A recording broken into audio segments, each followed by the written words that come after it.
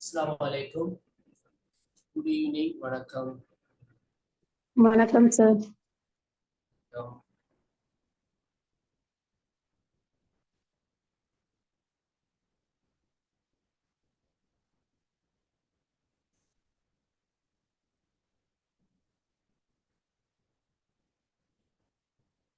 நாங்க ஸ்டார்ட் பண்ணுவோம்.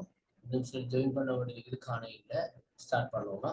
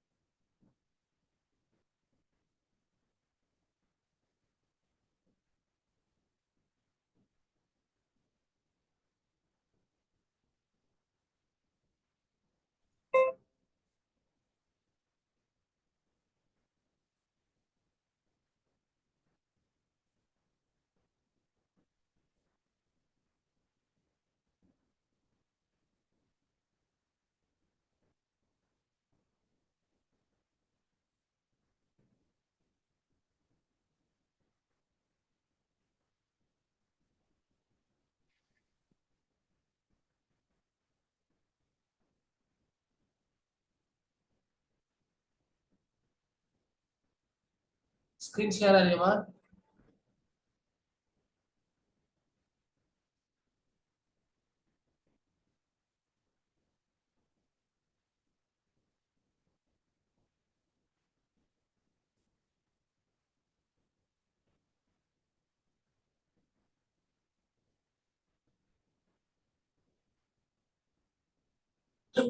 Screen share ஆயிருக்கானே? ஓம் சார். Okay sir. சரி. Right, okay. ஸ்டார்ட் பண்ணுவோம். கடந்த கிளாஸ்ல வந்து நாங்க வகுப்பறை முகாமைத்துவத்தை மேற்கொள்கின்ற போது பின்பற்றப்படத்தக்க அணுகுமுறைகளை பத்தி நாங்க பார்த்தோம்.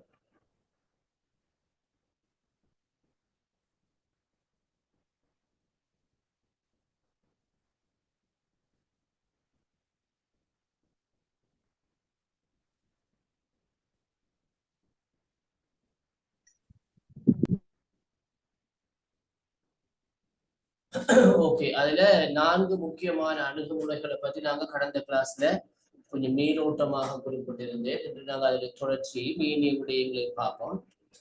இது முதலாவது விஷயம் வந்து ஒரு ஆசிரியர் கற்றல் கற்பித்தல் செயல்முறையை மேற்கொள்ளும் இடமாக பிரதானமாக வகுப்பறை காணப்படுகிறது. ஒரு ஆசிரியரை பொறுத்த வரைக்கும் வகுப்பறைக்கு உள்ள, வகுப்பறைக்கு வெளியில, பாடசாலைக்கு வெளியில இருந்து 3 வேறுபட்ட சந்தர்ப்பங்கள்ல தன்னுடைய கற்றல் கற்பித்தல் செயற்பாடுகளை முன்னெடுக்கக்கூடியவராக இருக்கின்றார். பெரும்பாலான சந்தர்ப்பங்கள்ல ஆசிரியர்கள் தன்னுடைய கற்பித்தல் பணியினை வகுப்பறைக்கு உள்ளேயே மேற்கொள்கின்றார். வகுப்பறைக்கு வெளியிலிருந்து பார்க்கின்ற போது பாடசாலையுடைய மைதானங்கள்ல, பாடசாலை முற்றத்துல, பாடசாலையில் இருக்கின்ற கணினி அறை, ஆய்வு கூடம், விவசாய பண்ணை அல்லது விவசாய ஃபார்ம் போன்ற இடங்களை மேற்கொள்றாங்க. பாடசாலைக்கு வெளியிலிருந்து பார்க்கின்ற போது அவர்கள் களப்பயணம் மற்றும் கல்வி சுற்றுலா செயற்பாடுகளுக்காக மாணவர்களை வெளியில் அழைத்து செல்கின்ற சந்தர்ப்பங்கள் இடம்பெறுகின்ற கற்றல் கல்வி செயற்பாடுகளை நாங்கள் குறிப்பிடலாம். ஓகே, இந்த சந்தர்ப்பங்கள்ல ஒரு ஆசிரியர் பயன்படுத்தத்தக்க வகுப்பறை முகாமைத்துவ அணுகுமுறைகளாக பின்வரும் அணுகுமுறைகளை நாங்கள் அடையாளப்படுத்தி இருக்கோம். அதில் முதலாவது முன்கூட்டியே தடுக்கும் அணுகுமுறை. அதாவது எங்களோட வகுப்பறை முகாமைத்துவத்துக்கு சவாலான விடயங்கள், எங்களுடைய வகுப்பறை முகாமைத்துவத்தை பாதிக்கக்கூடிய விடயங்கள், என்னவெல்லாம் வகுப்பறைக்கு உள்ளேயும் வகுப்பறைக்கு வெளியிலேயும் காணப்பட முடியுமோ காணப்படுகின்றதோ அவற்றை நாங்கள் முன்கூட்டியே அகற்றி விடுறது, இல்லாமலாக்கி விடுறது. அதான் முன்கூட்டியே தடுக்கின்ற அணுகுமுறை. முன்கூட்டியே தடுக்கின்ற அணுகுமுறை என்பது அதுதான். என்னென்ன செயற்பாடுகள் எங்களோட வகுப்பறை முகாமைத்துவத்துக்கு பாதகமான நிலைமையை ஏற்படுத்துமோ அவற்றை அறிந்து அவற்றை ஆரம்பத்திலேயே வகுப்பறையில கற்பித்த செயற்பாடுகள் இடம்பெறுவதற்கு முன்னரேயே அவற்றை நாங்கள் தடுத்து விடுறது, அகற்றி விடுறது. அது மாணவர்களுடைய ஆக்டிவிட்டியாக இருந்தாலும் சரி, பௌதிக வளங்களுடைய பயன்பாடாக இருந்தாலும் சரி, வகுப்பறையினுடைய சூழலாக இருந்தாலும் சரி, அந்த விடயங்கள்ல எங்களுக்கு சவாலை ஏற்படுத்தக்கூடிய விடயங்களை நாங்க முன்கூட்டியே தடுக்கிறது. இது ஒரு வகையான அணுகுமுறை. ஒரு வகையான அணுகுமுறை. உதாரணமாக வகுப்பறையில மாணவர்கள் சத்தம் அதிகமாக இருக்கிறது, சத்தம் அதிகமா போடுறாங்க, வகுப்பறையில கற்பித்தல் செயற்பாடு இடையூறு ஏற்படுத்துறாங்கன்னு சொன்னால் மாணவர்களுக்கு நாங்க முன்கூட்டியே அவர்களுக்கு ஒரு விதமான உடல் தளர்வு பயிற்சிகளை வழங்கி, அறிவுறுத்தல்களை முன்கூட்டியே வழங்கி, அவர்களுக்கு தேவையான வழிகாட்டல்களை வழங்கி அதன் பின்னர் பாடத்தை ஆரம்பிக்கிறோம் மாணவர் சார்பாக. சில நேரங்கள்ல எங்களுடைய வகுப்பறையில் இருக்கிற கரும்பலகை வகுப்பில் உள்ள எல்லா மாணவர்களுக்கும் சரியாக தெரியக்கூடிய ஒரு நிலையில இல்லை, அவர்களை பார்க்கக்கூடிய வகையில இல்லைன்னு சொன்னால் அந்த கரும்பலையை நாங்க பொருத்தமாக அமைச்சு கொள்றோம். ஏன்னா கரும்பலகை சரியான இடத்தில் அமையாவிட்டால் மாணவர்கள் அங்குமிங்கு எழுந்து வந்து எழுதப்பட்ட விடயங்களை பார்த்து போவார். அது வகுப்பறை முகாமைத்துவத்தை பாதி. ஆகவே நாங்கள் அந்த கரும்பலகை சரியான இடத்துல பொருத்தி கொள்றோம். அல்லது சில கரும்பலகைகள் அல்லது ஒயிட் போர்டில் வந்து மிக மோசமான நிலையை எழுதுவதற்கு பயன்படுத்த முடியாத ஒரு நிலையில இருக்கு. அவடத்துல வந்து நாங்க என்ன செய்வோம்னு சொன்னால் கரும்பலையாக இருந்தால் அவற்றுக்கு வந்து கருப்பு பெயிண்ட் பண்ணி, அல்லது ஒயிட் போர்டா இருந்தா அதை கிளீன் பண்ணி, அல்லது ஒரு புதிய ஒயிட் போர்டை அவரது மாட்டி, அப்படியான விஷயங்களின் ஊடாக நாங்க ப்ராப்ளம் பிரச்சனைகள் ஏற்படாமலுக்கு முன்கூட்டியே நாங்க தடுத்து கொள்றோம். இது ஒரு வகையான அணுகுமுறையாக இருக்கிறது. இரண்டாவது வகையான அணுகுமுறை கௌரவத்துடனான ஒழுங்குமுறை சொல்லப்படுகின்ற ஒரு அணுகுமுறை. வகுப்பறையில டிசிப்ளினையும் டிஜினிட்டின்னு சொல்லப்படுகின்ற ஒழுங்குமுறையையும் முறையாக நாங்க பின்பற்றோம்.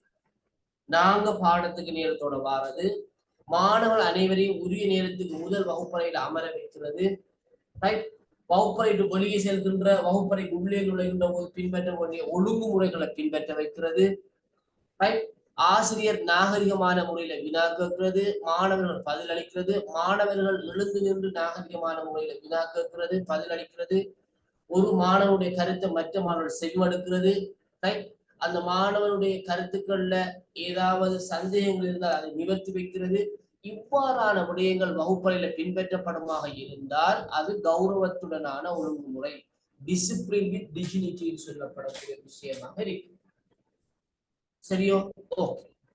மூணாவது அணுகுமுறை தான் நேர்பாடான வகுப்பறை, பாசிட்டிவ் கிளாஸ் ரூம் நாங்க சொல்லுவோம்.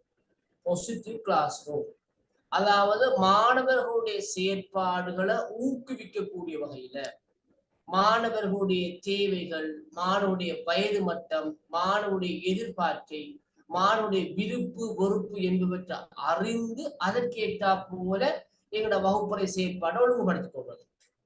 உதாரணமாக எங்களுக்கு ஒரு குறிப்பிட்ட கிளாஸ் ரூமுக்கு கடைசி பாடம், ஒரு பாடசாலை நாளுடைய கடைசி பாடம் கிட்டத்தட்ட பிற்பகல் 1 மணிக்கு பாடம் வச்சுக்கொள்வோம் உதாரணமாக. அந்த 1 மணி நேரத்துல பிள்ளைகள் உண்மையாகவே அயர்வாரிப்பாங்க, சோர்வாரிப்பாங்க, களைப்படைந்திருப்பாங்க. சில நேரங்கள்ல கடும் ஹொட்டான வெயில் காலமாக இருந்தால் அது சொல்லி வேலை இல்லை. அப்ப அந்த நிலைமையை நாங்க சரியாக புரிந்து கொண்டு ஒரு மகிழ்ச்சிகரமான கற்பித்தல் முறையை நாங்க அவர்கிட்ட பயன்படுத்துவோம். நாங்க அவடத்துல பிள்ளைகளுக்கு நோட்ஸ் கொடுத்து விரிவுரை முறையில நாங்க கற்பிப்போமாக இருந்தா பிள்ளைகள் அதுல கவனம் செலுத்த மாட்டாங்க. அப்ப பிள்ளைகளுடைய இயல்பு, சூழல், அவருடைய எதிர்பார்ப்பு, விருப்பு வெறுப்பு என்பவற்றை கருத்துல கொண்டு எங்களுடைய கற்றல் கல்வியில செயற்பாடுகள் நாங்கள் ஒழுங்குபடுத்திக் கொள்வது ஊடாகவும் வகுப்பறை முகாமைத்துவத்தை நாங்க என்ன செய்யலாம், பின்பற்றலாம். இதுதான் அந்த பாசிட்டிவ் கிளாஸ் ரூம் சொல்றது. அது மட்டுமல்ல, மாணவர்களுடைய கருத்துக்களுக்கு மதிப்பளிக்கிறது, மாணவர்கள அலட்சியப்படுத்தாமலுக்கு, அவமானப்படுத்தாமலுக்கு, வேறுபடுத்தாமலுக்கு அரவணைச்சு செல்றது, குழு செயற்பாடுகளை ஊக்குவிக்கிறது, மாணவனுடைய பங்கு பெற்றுடனான கற்பித்தலுக்கான சந்தர்ப்பங்களை வழங்குறது, இது எல்லாமே இந்த நேர்பாடான வகுப்பறைக்குள்ள வரும். சரியோ? நாலாவது நேர முகாமை அணுகல், டைம் மேனேஜ்மெண்ட் அப்ரோச். டைம் பெரும்பாலான வகுப்பறை முகாமைத்துவத்தை பாதிக்கிற விஷயம் இந்த வகுப்பறையில டைம் மேனேஜ்மெண்ட் இல்லாம இருக்கு. ஆசிரியர் 5-10 நிமிடம் பிந்தி வர்றது, ரைட்? பாடம் நிறைவடைந்த பின்னரும் பாடத்தை தொடர்ந்து எடுக்கிறது. ஒரு பாட வேலை 40 நிமிஷம் சொன்னால் 12 மணிக்கு ஒரு பாடம் 12:40 நாங்க முடிச்சிருவோம். அடுத்த பாடம் இருக்கிறது. நாங்க 12:45 50 வரைக்கும் அந்த பாடத்தை நீடிச்சு கொண்டு சொல்லுவோமா, அடுத்த பாடத்தை கற்பிக்கிற ஆசிரியருக்கு பிரச்சனை, மாணவர்களுக்கும் பிரச்சனை. ரைட்? அப்ப நேர முகாமை அணுகல் சொல்றோம். டைமுக்கு ஸ்டார்ட் பண்றது. ரைட்? ஒவ்வொரு பாட விருத்தி படிமுறைகளையும் உரிய நேரத்துக்குள்ள நிறைவு செய்யறது, போதுமான நேரம் வழங்குறது முக்கியம். பிள்ளைகளுக்கு ஒரு ஆக்டிவிட்டி கொடுக்குறோம், அது உண்மையாக செய்யறதுக்கு 20 நிமிஷம் கூட 20 நிமிஷம் கொடுக்கும். அப்படி நாங்க பிளான் பண்ணோம். அதை ஒரு 10 நிமிஷம் 15 நிமிஷத்துக்குள்ள முடிங்கன்னு சொல்லி பிள்ளைகளை நாங்க கஷ்டப்படுத்தினோம் சொன்னா அது ஒரு பிரயோசனம் இல்லாம போயிடும். ரைட்? அப்ப இவைகள் வகுப்பறை முகாமைத்துவத்தை பேணக்கூடிய அணுகுமுறைகளாக இருக்கிறது, ஆசிரியரால பின்பற்றக்கூடிய அணுகுமுறைகளாக இருக்கிறது. சரிதானே? நாங்க முதல் பார்த்தது வகுப்பறை முகாமைத்துவத்தின் போது ஆசிரியர் வழங்குகிற தலைமைத்துவ பாங்கு என்ன, சர்வதிகார தலைமைத்துவம், ஜனநாயக தலைமைத்துவம், தாராள போக்கு தலைமைத்துவம், 3 பத்தி நாங்க இங்கே பார்த்துட்டோம். சரியோ? இப்ப பார்க்கறது முகாமைத்துவ அணுகுமுறைகள். ஏதாவது டவுட் இருக்கா பிள்ளைகள் உங்களுக்கும்? Any questions? Nushra, Muhsin, clear விளங்கிட்டு? சரி.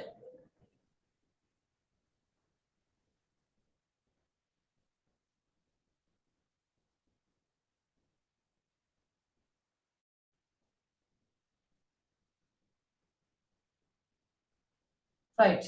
இப்ப நாங்க அடுத்த முக்கியமான விஷயத்தை பார்க்க போறோம். எங்களோட எடுகேஷன் பிலோசபிங்கிற இந்த பாடத்துல வினைத்திறன் உள்ள வகுப்பறை முகாமைத்துவத்துல முக்கியமான அம்சங்கள்.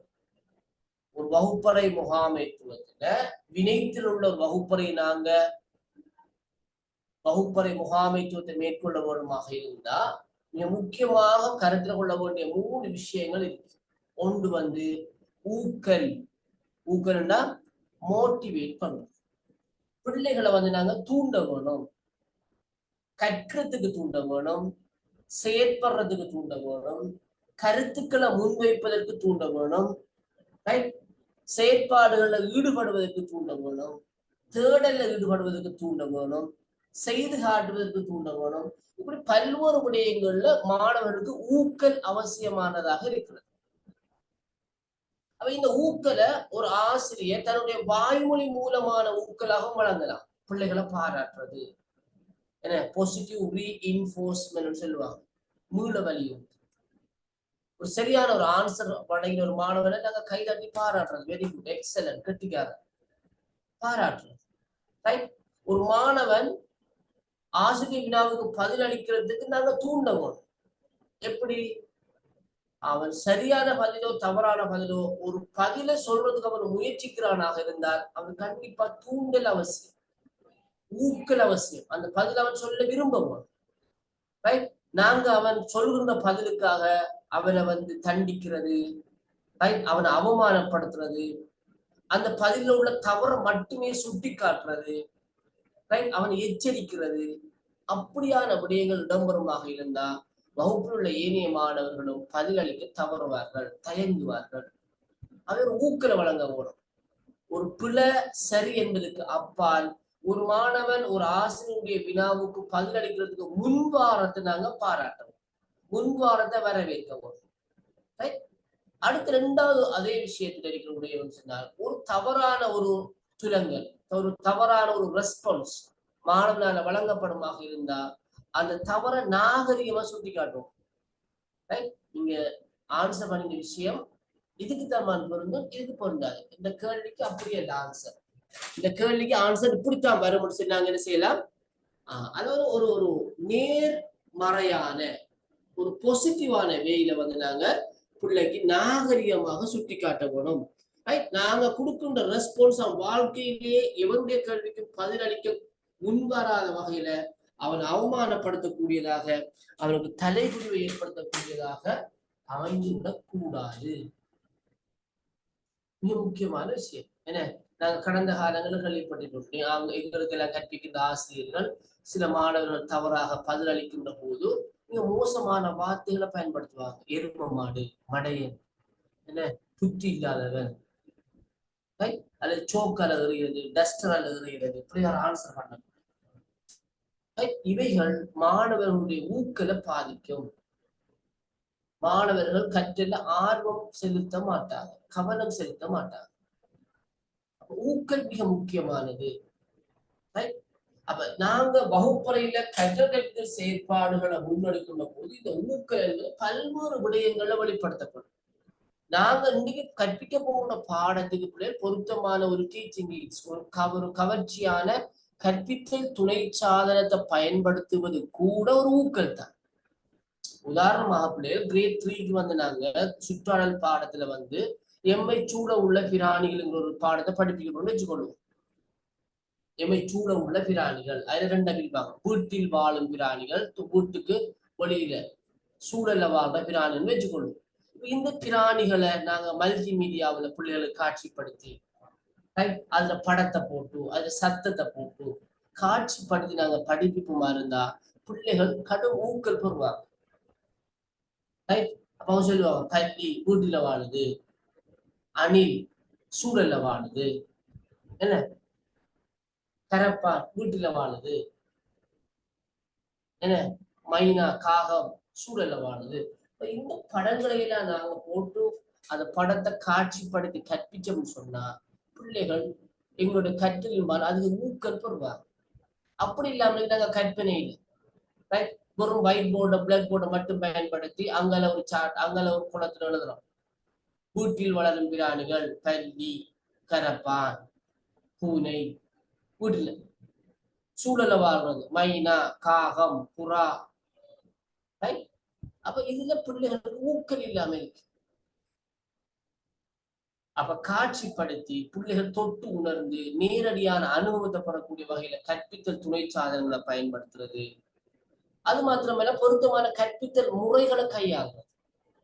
விரிவுரை முறையில மாணவர்களுக்கு விளக்கம் அளிச்சுக்கொண்டு நாமளே போகாமலுக்கு மாணவர்களுடைய வினாவுடைய முறையை பயன்படுத்துறது, கலந்துரையாடல் முறையை பயன்படுத்துறது, தேடல் முறையை பயன்படுத்துறது, விளையாட்டு முறையில கற்பிக்கிறது. மெர்செல்லாம் விளையாட்டு முறையில கற்பிக்கலாம். இது ஊக்கல் பெறக்கூடியதாக இருக்கு. என்ன சில ஸ்காலர்ஷிப் பிள்ளைகளுக்கு அந்த இலங்கையில காணப்படுகின்ற பிரதானமான நதிகள் கலக்கிற இடங்களை ஒரு பாடல் மாதிரி சொல்லி கொடுத்துருக்காங்க டீச்சர்ஸ். என்ன கடனி கொழு கொழு அப்படி அந்த பாட்டு இருக்கலாம்ல, கேள்விப்பட்டிருக்கலாம். கடனி நதி கொழும்புல கலக்குது, என்ன அதே மாதிரி மகாவலி கங்கை திருகோணமலையில கலக்குது. அப்படி அந்த கலக்கிற கடல்ல கலக்கிற இடங்கிற ஒரு பாடல் மாதிரி. அதெல்லாம் ஒரு இன்ட்ரெஸ்ட் ஊக்கலும். நாங்க படிக்கின்ற கால பகுதியில இந்த கணிதத்துல வந்து இந்த நிறுவல் முக்கோணிகளை நிறுவுறது அதுல வந்து நாங்க படித்த ஞாபகம் இருக்க அந்த நேரம் செம்பக்கம் என்ன அந்த செங்கோண முக்கோணியுடைய அந்த நிறுவலுக்கு படிப்பினாங்க. என்ன எதிர்பக்கத்துக்கு செம்பக்கம், எதிர்பக்கத்துக்கு அடிப்பக்கம், எதிர்பக்கம் அடிப்பக்கம் அப்படி அதை சொல்லுவாங்க. எடுப்பன் செருப்பு, அடிப்பன் செருப்பால, எடுப்பன் அடிப்பன் செருப்பு. எங்களுக்கு அந்நேர மெட்ஸ் படிப்பிச்ச டீச்சர் வந்து அதை ஞாபகப்படுத்திருந்தாங்க. எடுப்பன் செருப்பு, அடிப்பன் செருப்பால, எடுப்பன் அடிப்பன் சொல்லி அது ஒரு பாடல் மாதிரி. அதே மாதிரி இப்போது இலங்கையில ஹிஸ்டரி பாடத்துல வந்து எந்த குலத்தை இந்த மன்னன் கட்டினானுங்கிறதுக்கு ஒரு பாடல். அப்ப இதெல்லாம் ஊக்கல், மோட்டிவேட் பண்றதுதான் இந்த விஷயம். ஒரு இணையத்தில் உள்ள ஒரு வகுப்பறை முகாமைத்துவத்துல கண்டிப்பாக ஒரு ஆசிரியர் மாணவர்களை ஊக்குவிக்கக்கூடிய வகையில அவருடைய செயற்பாடு ஒழுங்கமைச்சு கொள்ள வேணும். இது வகுப்பறை முகாமைத்துவத்தை மேம்படுத்தும். சரிதானே? ஓகே. ரெண்டாவது விஷயம் ஒழுங்குமுறை, டிசிப்ளின். ஆகவும் முக்கியமானது. நாங்க ஏற்கனவே பார்த்திருக்கோம், அணுகுமுறையிலேயே பார்த்த விஷயம் அது. டிசிப்ளின் அண்ட் டிஜினிட்டின்றது தான். டிசிப்ளின் மிக முக்கியமானது. மாணவனுடைய ஒழுக்கத்தில் மிக கவனமாக இருக்க வேண்டும். அவங்க பேசுகின்ற வார்த்தை பிரயோகங்கள், அவங்களுடைய நடத்தைகள், ஏனைய மாணவர்களோட ஆசிரியரோட தொடர்புடைய விதம், இதுல மிக கவனமா இருக்கும். எங்களோட வகுப்பறைக்குள்ள ஒரு மாணவன் நாங்கள் இருக்கின்ற போது உள் நுழைவானாக இருந்தா அவன் அனுமதி பெற்று தான் வரணும். எக்ஸ்கியூஸ் சொல்லி அனுமதி பெற்று நாங்க உள்ளே வாங்கினதுக்கு தான் வரணும். ஒரு மாணவன் எந்த அவசர தேவைக்கு வகுப்பறை விட்டு வெளியே வர வேண்டுமாக இருந்தா ஆசிரியர் அனுமதி பெற்றுத்தான் வெளியில போகும். ஒழுங்கு டைமுக்கும் கிளாஸ் ரூமுக்குள்ள எல்லாரும் வென்றாயிரம் பிந்தி வாரது சிற்படாது. சரியோ, நாங்கள் ஒரு மாணவனிடம் ஒரு கேள்வியை வினாவை தொடுப்பமாக இருந்தால் எழுந்து நின்று பதில் அளிக்க ஒழுங்கு. அதே போல குரூப் ஆக்டிவிட்டி குரூப்பமாக இருந்தால் அந்த பிரசன்ட் பண்ணக்குள்ள ஒரு குழு பிரசன்ட் பண்ணக்குள்ள மற்ற குழு அந்த பிரசன்ட் பண்றாக்குள்ள கருத்துக்களை அவதானிக்க ஒப்சர்வ் பண்ணும். அவங்க கலைச்சு கொண்டிருக்கிறது, சிரிச்சு கொண்டிருக்கிறது, அது பொருத்தம் இல்லாது. ஒழுங்கு. அப்ப ஆசிரியர் விளங்கப்படுத்துகின்ற போது மாணவனுக்கு சந்தேகம் ஏற்பட்டால் தன்னுடைய கைகளை உயர்த்தி காட்டி டவுட் எழுப்பி கேட்கவும், குறுக்கீடு செய்யாமல். இவைகள் வகுப்பறையில ஆசிரியர் கற்றுக் கொடுக்க வேண்டிய ஒழுங்குமுறைகள். இந்த ஒழுங்குமுறைகள் வகுப்பறையில பின்பற்றப்படுமாக இருந்தால் வகுப்பறை முகாமைத்துவம் சிறப்பாக. அதே மாதிரி வகுப்பறையில மாணவர்கள் அமர்றது, பாடசாலைக்கு எந்த ஒழுங்குல சேர்றாங்களோ அந்த ஒழுங்குல இருக்கிறது நாங்க அனுமதிக்க வேணும். ஒரு பிள்ளைக்கு இதுதான் பெர்மனண்டான இடம் நாம கொடுக்க தேவை. ஓர்டர். இன்னைக்கு முதல்ல 6 வந்தால் முதல்ல சீட் இருப்பார். அப்படி பிந்தி பிந்தி வராங்க, பின் சீட்டு தான் போகும். ஒழுங்குமுறை. அதே போல குழு முன்வைப்புகளை நாங்கள் வழங்குகின்ற போது அந்த குழு முன்வைப்பு வழங்குறதுக்கான சந்தர்ப்பத்தை எல்லா மாணவர்களுக்கும் பரவலா கொடுக்கவும். பாரபட்சம் இல்லாம எல்லா மாணவர்களும் ஒவ்வொரு சந்தர்ப்பங்களை முன்வைப்புறதுக்கான சந்தர்ப்பத்தை வழங்குவோம். ஒழுங்குமுறை. அதே போல யூனிஃபார்ம் அணிஞ்சிருக்கிறது. வகுப்பறையில ஃபுல் யூனிஃபார்த்தோட இருக்கிறது. சில பிள்ளைகள் ஷூவை கலத்தி போட்டிருப்பாங்க. ஷூவை கலத்தி போட்டு வரும் காலோட இருப்பாங்க. சொக்ஸ் போடாம வந்திருப்பாங்க. கையை அவங்க கலட்டி வச்சிருப்பாங்க. அது எல்லாமே உரிய வகையில அணிந்திருக்க வேணும் வகுப்பறை. இதுதான் அந்த டிசிப்ளின். இதை வகுப்பறையில நாங்கள் கடைபிடிப்போமாக இருந்தால் வகுப்பறை முகாமைத்துக்கு சிறப்பாக போடலாம். இந்த விஷயத்திலையும் முக்கியமா கவனம் செலுத்த வேண்டும். 3வது முக்கியமான விஷயம் பரஸ்பர கௌரவம், மியூச்சுவல் ரெஸ்பெக்ட். மியூச்சுவல் ரெஸ்பெக்ட் சொல்ல பிள்ளைகள் ஆசிரியர் மாணவர், மாணவர் மாணவர் கௌரவம் பேணப்பட வேண்டும். மாணவர்களை அழகாக ஆசிரியர் பேர் கூறி அழைக்க வேண்டும். இந்த வகுப்புல 30 பிள்ளை இருந்தா 30 பிள்ளோட பேரும் எனக்கு தெரிய வேணும், இனிஷியலோட தெரிய வேணும். அவ பேர் கூறி ஆசிரியர் மாணவன் அழைக்க வேணும். மாணவர்கள் ஆசிரியரை மிக கௌரவமாக பேர் சொல்லாமலுக்கு சார்ன்னு சொல்லியோ டீச்சர்னு சொல்லியோ அழைக்க வேணும்.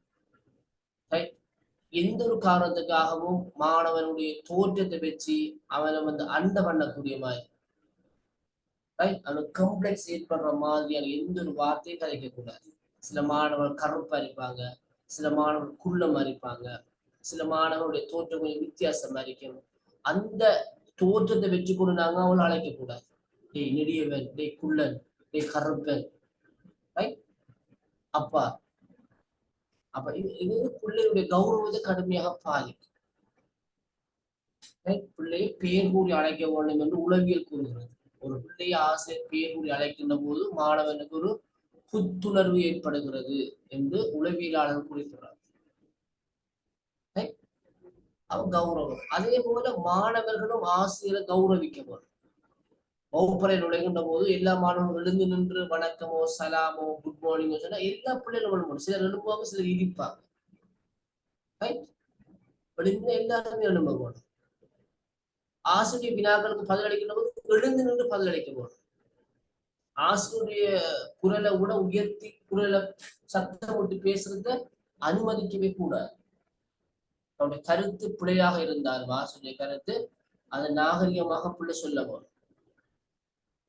ஆசிரியரோட முரண்படுறது, மரியாதை குறைவான வார்த்தைகளை பயன்படுத்துறது, இவற்றுக்கான எந்த ஒரு சந்தர்ப்பத்திலையும் ஆசிரியர் அனுமதிக்க கூடாது. எந்த ஆசிரியரும் அனுமதிக்க கூடாது. இதோட பெரிய ஒரு ப்ராப்ளம் என்னன்னு சொன்னால், இப்போ ஒரு செகண்டரி வகுப்புக்கு பிள்ளைகளுக்கு 8, 9 பாடங்கள் இருக்குது. மெட்ஸ் பாட சார் நாம என்ன சொன்ன மாதிரியான முறையெல்லாம் கடைபிடிக்கான்னு வச்சுக்கணும். ரைட்? சயின்ஸ் பாட சார்களும் பார்க்கறது. அவர் வகுப்புல பிள்ளை இருந்துக்கு பதில் அளிக்கலாம், எளிமையும் பதில் அளிக்கலாம், வெளியே போகலாம், வரலாம். அவர் விட்டு கொடுத்தாருன்றால் மெட்ஸ் பாடசாரால வகுப்பறை முகாமை இருப்பது சிரமங்கள் ஏற்படும். சகல ஆசிரியர்களும் இந்த விடயங்களை கருத்துல கொள்ள வேண்டும் என்று எதிர்பார்க்கப்படுது. சரியா? இது ஏதாவது விளங்காம இருக்க பிள்ளை?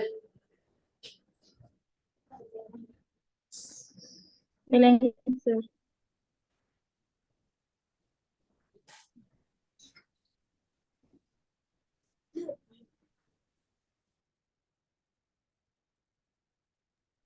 ஓகே சார், விளங்கிட்டு சார். சரிம்மா, ஓகே.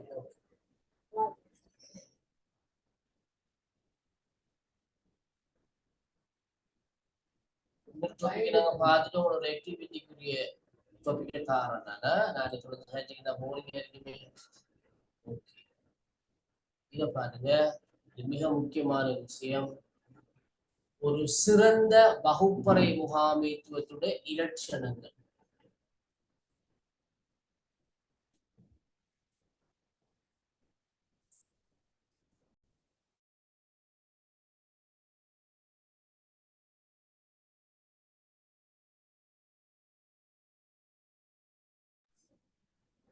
ஒரு சிறந்த வகுப்பறை முகாமைத்துவத்துடைய இலட்சணங்கள்.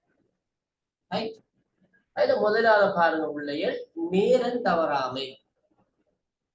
நேரம் தவறாமைன்னு சொல்றது ஆசிரியருக்கு மட்டுமல்ல, மாணவர்களுக்கு உரித்தாது. டைம் இந்த கூடாது.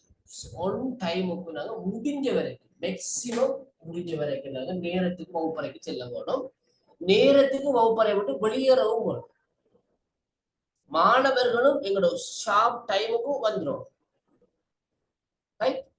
அதே மாதிரி எங்களோட பாடம் முடிஞ்ச உடனே பிள்ளைகளை விட்டு நாங்க வெளியேறோம். அதை நாங்க ஒரு வேறு வகுப்பறையில செய்ய மாதிரி தான் பிள்ளைகளை உரிய வகுப்பு அனுப்பி விடுறோம். அவங்க நேரம் தவறாமை மிக முக்கியமான ஒரு லட்சணம் வகுப்பறை முகாமை. நேரம் தவறி நாங்க செயற்பாடு ஈடுபடுவதாக இருந்தால் அது பல்வேறு அசௌகரியங்களை, பிரச்சனைகளை உருவாக்கும், ஏற்படுத்தும். மிக முக்கியமான ஒரு விஷயம். ரெண்டாவது விஷயம் பிள்ளைகள், சிறந்த ஆயத்தம். நாங்க இன்றைக்கு அதாவது நாளைக்கு வச்சுக்கொள்ளும் இன்ஷால்லா, நாளைக்கு வியாழக்கிழமை எங்களோட கிளாஸுக்கு நாங்க என்ன படிப்பிக்க போறோம், அப்படி ஆயத்தம் நாங்க செஞ்சிருக்க போறோம். வளமையாக நாங்க ஸ்கீம் போடுறது, லெசன் எழுதுறது எல்லாம் நீங்க கேள்விப்பட்டிருப்பீங்க. என்ன ஸ்கீம், இதுல டீச்சர்ஸ் மாதிரி இருக்கீங்களா யாராவது? டீச்சர்ஸ் யார் யார் இருக்கீங்க? நுஷ்ரா இருக்கீங்க, திருமகள் டீச்சர், மனோ தர்ஷினி டீச்சர், வேற ராகுலன் டீச்சர், வேற மனோஜ்குமார் சார். மனோஜ்குமார் டீச்சர். மனோஜ்குமார் என்னோட படிச்சிருக்கீங்களா கொலிஜா? ஓ சார், ஓ சார். எஸ் எஸ், பேர் தான். வேற நுஷ்ரா டீச்சர், வேற Mekala. Okay, Mekala teacher. Okay, நிறைய பேர். Sir Timothy. Nagendra teacher. S,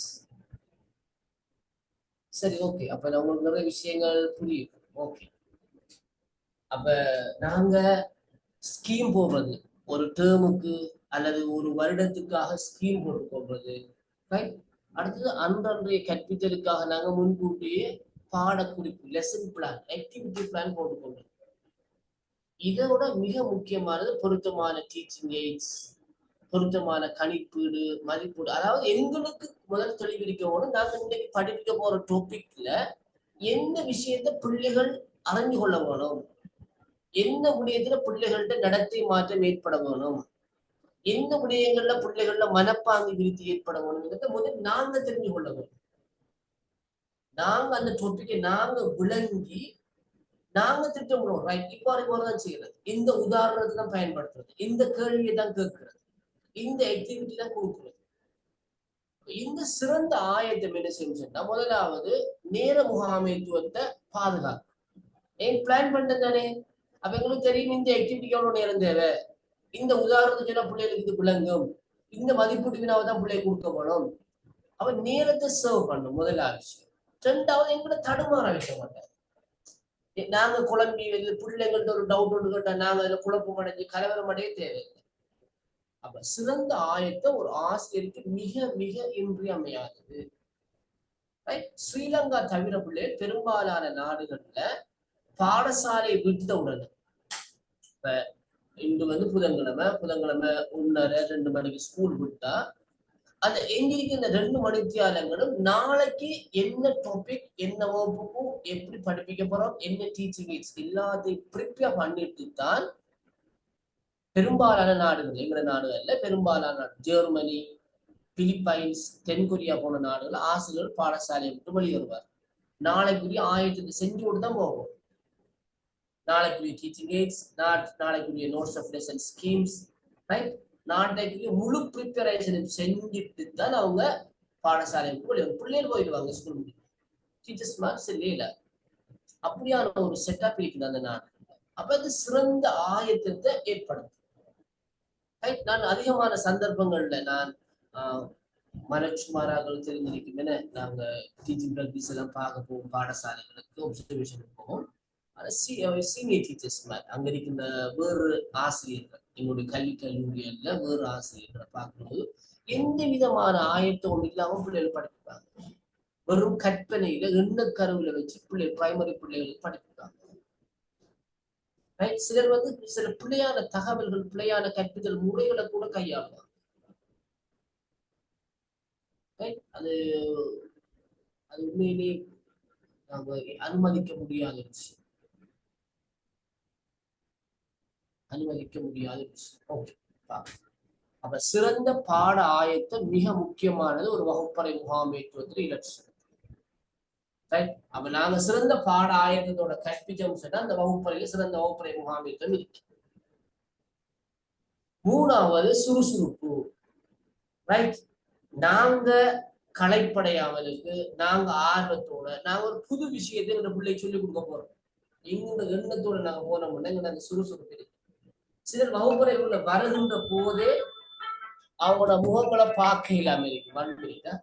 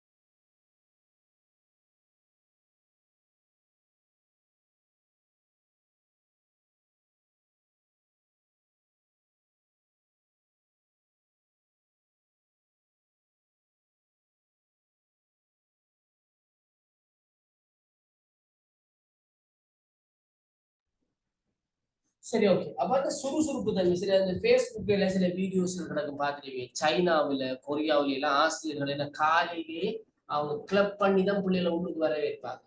என்ன அடுத்தது வகுப்பறைக்குள்ள ஆடல், பாடல், மகிழ்ச்சி ஒரு மகிழ்ச்சிகரமான விதமாக அந்த வகுப்பறை வச்சு கொள்வாங்க. அப்படியான அது சுறுசுறுப்பாக ஆசிரியர்கள் இயங்குகின்ற போது பிள்ளைகளிடம் அந்த சுறுசுறுப்பு தன்மை காணப்படும்.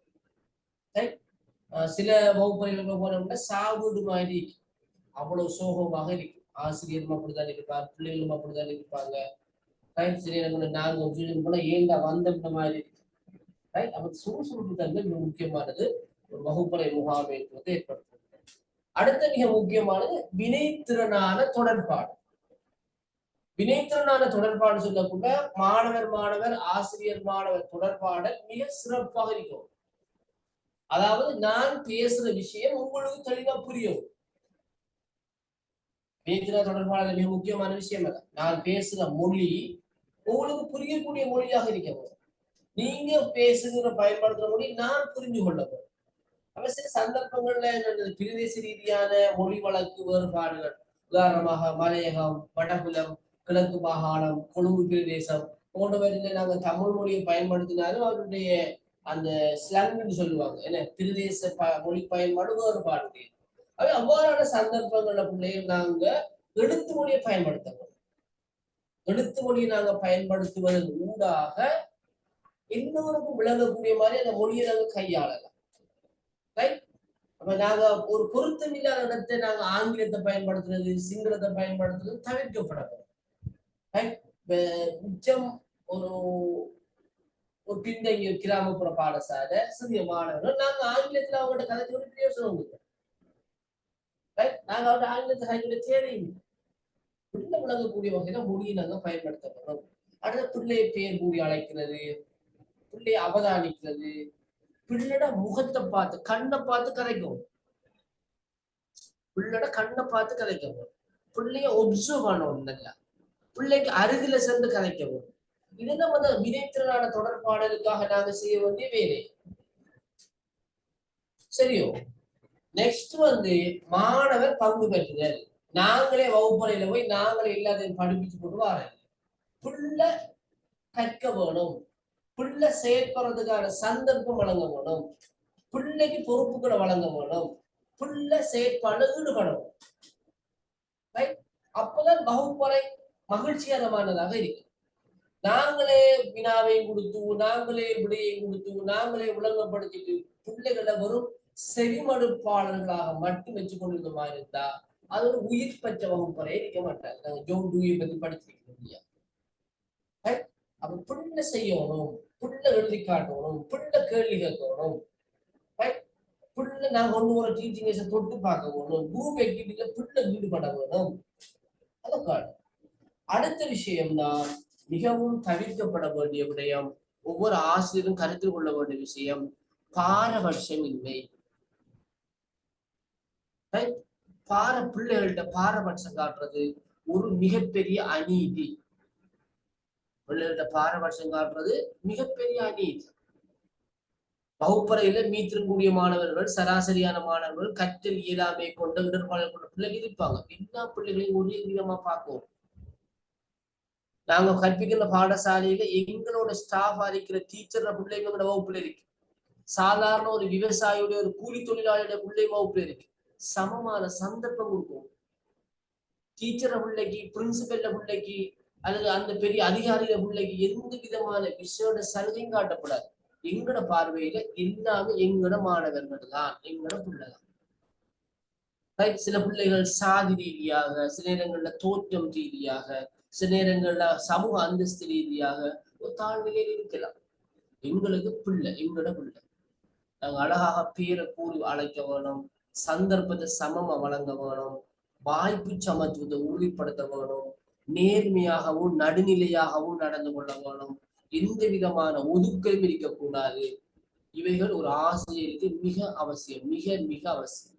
அதிலையும் நான் நினைக்கிறேன், நீங்க அநேகமானவர் வந்து பிரைமரி டீச்சரா இருப்பீங்கன்னு நினைக்கிறேன். நான் பிரைமரியில டீச்சர்ஸ் மிக கவனம், பிள்ளைகளிடம் பாரபட்சமாக மட்டும் நீங்க நடந்து கொள்ளக்கூடாது.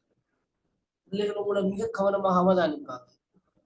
மிக மிக கவனமாக தான் இருப்பாங்க. நாங்க இப்ப சின்ன பிள்ளைகள் தானே, உங்களுக்கு தெரிய மாட்டாதானேன்னு சொல்லிவிட்டு நாங்க சில சலுகைகளை நாங்க சில பிள்ளைகளுக்கு வழங்குகின்ற போது, சில நேரங்கள்ல சில பிள்ளைகளுக்கு நாங்க ஒரு செயற்பாடுகளை கொடுத்திருப்போம்.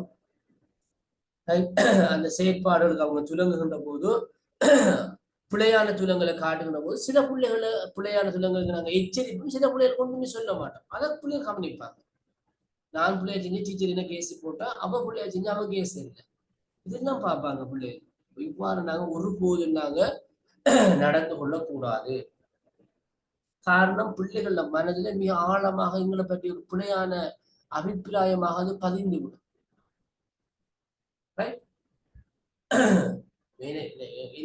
நான் ஒரு ஒரு பர்சனால நான் ஒரு அனுபவத்தை நான் உங்களுக்கு சொல்றேன். நான் பாடசாலையில கற்றுன கால பகுதியில கிரேட் 10 கிரேட் 11க்கு வந்து ஒரு ஆசிரியர் ஒரு ஒரு பிரைவேட்டா ஒரு டீச்சர்கிட்ட வந்து ஒரு சார்கிட்ட வந்து நான் மெட்ஸ் கிளாஸுக்கு போறேன்.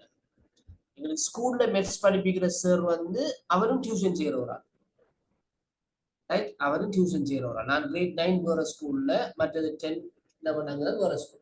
அப்ப அந்த கிரேட் 9க்கு போன இடத்துலயே 10 11க்கும் அதை நாங்க கண்டினியூ பண்ணிட்டோம். நாங்க ஒரு பெரிய டீம் ஒன்று. அப்ப இந்த ஆசிரியரிடம் அதிகமான மாணவர்கள் போவாங்க கிளாஸுக்கு. எங்களை போல ஒரு சில மாணவர்கள் ஒரு டீச்சர்கிட்ட போறோம், ரைட்? இப்போ ஞாபகம் இருக்கிறது, 93ஆம் ஆண்டு நடந்த விஷயம். எத்தனை வருஷம்? 93, 2003, 30 வருஷமா இப்ப எனக்கு ஞாபகம் இருக்கிறது. அந்த சார் எங்களை கொப்பி பார்க்கவே மாட்டார், கொப்பி பார்க்க மாட்டார், எங்களை கொப்பியே பார்க்க மாட்டார். கணிதம் வினாவெல்லாம் தருவார், நல்லா விளங்கப்படுத்தார், படிப்பிப்பார், அதுல பிள்ளை சொல்ல இல்லைன்னா எங்களை கொப்பி அவர் பார்க்க விரும்ப மாட்டார். இப்போ அவர்கிட்ட கிளாஸுக்கு போன பிள்ளைகளுக்கு அழகா கொப்பி பார்ப்பார், பிள்ளைகளை திருத்துவார், திரும்ப செய்து காட்டுவார், எல்லாம் செய்வார். எங்களை கொப்பியே பார்ப்பார், யார் வகுப்பு போறேன்னு சொல்லி. இப்போது எனக்கு ஞாபகம். இது ஒரு மிகப்பெரிய அநீதி, இது ஒரு பாரபட்சம். சரியா? இப்படி நீங்க டீச்சர்ஸ் ஒருபோதும் நீங்க நடந்து கொள்ளக்கூடாது. அது என்ன பொறுத்த வரைக்கும், எனக்கிட்ட படிக்கிற ஒரு ஆள் டியூஷனுக்கு எனக்கிட்டே அதே பாடத்துக்கு டியூஷனுக்கு வாரான்னு சொன்னால் அது என்னுடைய பலவீனம், என்னுடைய பலவீனம். நான் அட்வான்ஸ் லெவல்ல பிள்ளைகளுக்கு படிப்பிக்கிற கால பகுதியில எனக்கிட்ட படிக்கிற பிள்ளைகள் டியூஷனுக்கு வரப்படாது. டியூஷன் செய்தனால் எனக்கிட்ட படிக்கிற பிள்ளை டியூஷனுக்கு வரப்படாது, வரைய இல்லாத அவங்க எனக்கிட்ட வரைய இல்லாது டியூஷன். இல்லை, நான் ஸ்கூல்ல டியூஷன்ல படிப்பிக்கிற மாதிரியே படிப்பிட்டேன். அந்த விஷயத்துக்கு நீங்க கொஞ்சம் கவனமா இருந்துக்கிட்டு, எல்லாருமே ஆசிரியர்கள் அறிக்கை நிறைய பேர் மிக கவனமா இருக்கணும். பாரபட்சம் ஒரு மிகப்பெரிய அநீதி. பிள்ளைகள் அவங்களுடைய கடைசி காலம் வரைக்கும் அதை ஞாபகத்தை வச்சுக் கொள்வாங்க. பாரபட்சம் காட்டி விட வேணாம். ஓகே, அடுத்த மிக முக்கியமான விஷயம் தான் வாக்குறுதிகளை நிறைவேற்றுறது. மிக கடுக்கவனமா இருக்கணும். உதாரணமாக இப்ப நாங்க பிரைமரி படிப்பிக்க கூட நாங்க சொல்றோம், பிள்ளையர் இந்த பாடத்துக்கு நாங்க உங்களோட களப்பையில கூட்டிட்டு போவேன் சொன்ன, நீங்க கூட்டிட்டு போவச்சான ஆகும்.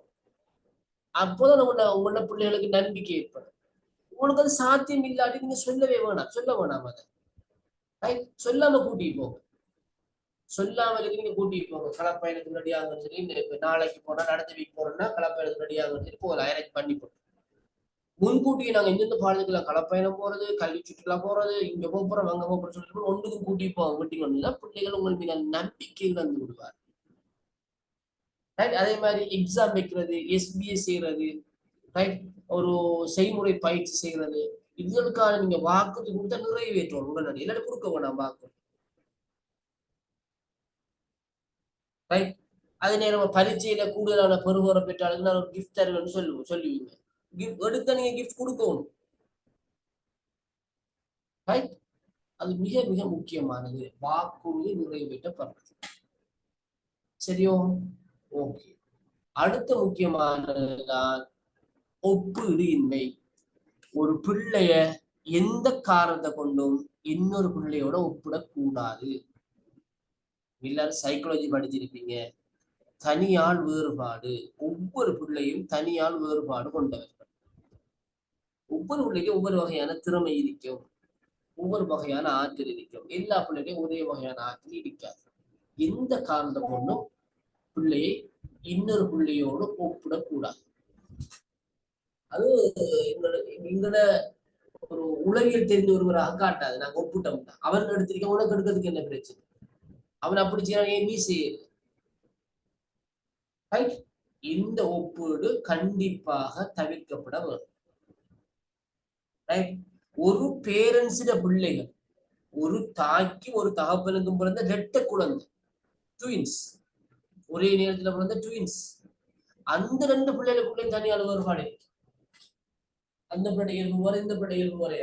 அப்படி இருக்கக்குள்ள இது வேற சூழல், வேறு தாய் தந்தையர்கள், என்ன இப்ப 30 பிள்ளைன்னா 30 அப்பா அம்மா இருப்பாங்க அந்த பிள்ளைகள்.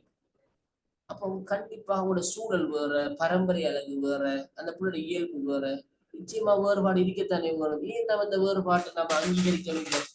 ஏன் தனியார் வேறுபாட்டை நாங்க ஏற்றுக்கொள்றோம் இல்லை? ஏன் அந்த பிள்ளை செய்யறதை நீ செய்யலான்னு நாங்க அந்த பிள்ளைக்கு எச்சரிக்கிறோம், கண்டிக்கிறோம்? அவன் ஒப்பீடு கண்டிப்பாக தவிர்க்கப்படல் வேண்டும். ரைட். அடுத்த விஷயம்தான் மாணவர் செயற்பாட்டுக்கு சந்தர்ப்பம். பிள்ளைகள் ஆக்டிவிட்டிக்கான சந்தர்ப்பத்தை கொடுப்போம். நாங்க பிள்ளை செய்யறது, நாங்க பிள்ளை ஒரு மெட்ஸ் பாட டீச்சர், நம்ம ஒரு கணிதத்தை கொடுத்துட்டோம், கேள்வியே கொடுத்துட்டோம், பிள்ளைய கொஞ்சம் கஷ்டப்பட்டு செய்ய ட்ரை பண்றாங்க, நாங்க டக்குனு செஞ்சு காட்டுறது. பிள்ளை செய்யட்டும், பிள்ளை அதுல இடர்படட்டும், பிள்ளை தவற எடுக்கட்டும், பிள்ளை எடுக்கட்டும். பிள்ளை எடுத்து சரியை கண்டுபிடிச்சா ஒருபோதும் பிள்ளை மறக்க மாட்டேன். அப்ப பிள்ளை செயற்படுறதுக்கான சந்தர்ப்பத்தை கொடுக்கப்படும், செயற்பாட்டுக்கான சந்தர்ப்பம் வழங்கப்படல் வரும். சரியா டீச்சர்ஸ்? சரியா பிள்ளை? இவை ஒரு சிறந்த வகுப்பறை முகாமைத்துவத்துடைய இலட்சணமாக காணப்படுகிறது. ஏதாவது கேள்வி இருக்கா அப்படி இதுக்குள்ள?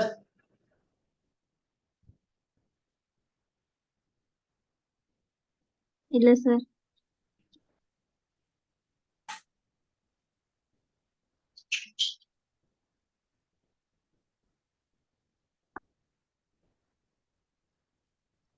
இஸ்ரா கேட்க புரியல? மைக்ரோஃபோன் ஆன்ல இருக்கு இல்லையே? இல்ல சார், இல்ல சார்.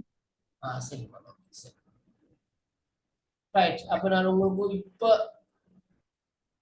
ஒரு ஆக்டிவிட்டி தரப்புறேன். இந்த 3 ஸ்லைடையும் ஏழு மாதிரி இருந்தா ஸ்கிரீன்ஷாட் எடுத்துக்கொள்ளுங்க.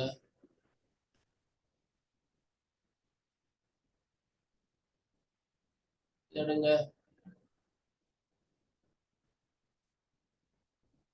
ஓகேன்னா சொல்லுங்க, அடுத்த slide பார்த்துறேன்னா.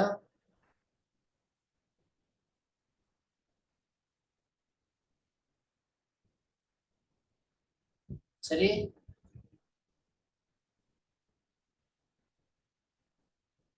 Okay sir.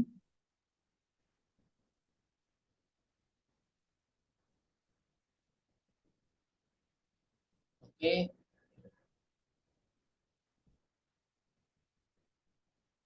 Okay sir.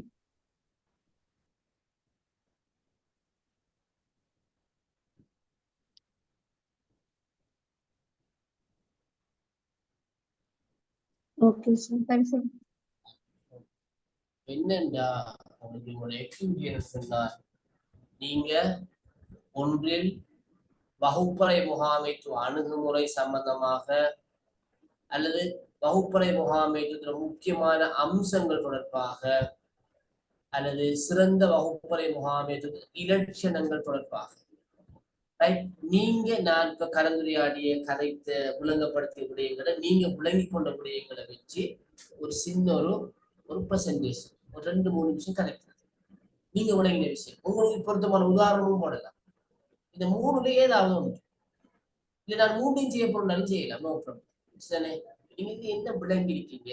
நான் படிப்புகிற விட ஆன்லைன் தானே விட நான் சொல்ற விஷயம் நான் சொல்ற மாதிரி உங்களுக்கு வந்து சேர்ந்திருக்குதா, அது நீங்க புரிஞ்சிருக்கீங்கன்னு பார்க்க போதும். அப்ப வகுப்பறை முகாமைத்துவ அணுகுமுறைகள் முதலாவது ஸ்லைட்ல இருக்குது, இதை பத்தி சொல்லலாம். ரைட். அல்லது வகுப்பறை முகாமைத்துவ முக்கியமான அம்சங்கள் இந்த 3 பத்தி சொல்லலாம். அல்லது இந்த சிறந்த வகுப்பறை முகாமைத்துவ இலட்சணங்கள் நாங்க பார்த்த விஷயத்துல உங்களோட அனுபவங்கள், நீங்க கேள்விப்பட்ட கண்ட சந்திப்பு, அது நீங்க கருதுற விஷயங்களையும் இதை தொடர்படுத்தி சொல்லலாம். ஓகேவா? ரெடியா? செய்யலாமா? சரி சார். நேரம் சரியாக 8 மணி. ஒரு 15 மினிட்ஸ் டைம் தரு, 15 நிமிஷம். அடுத்து நாங்க அடுத்த விஷயம் பார்ப்போம். சரியா? சரி. சொல்லுங்க கேள்வி இருக்கா? சரி சார். ஓகே. சரி.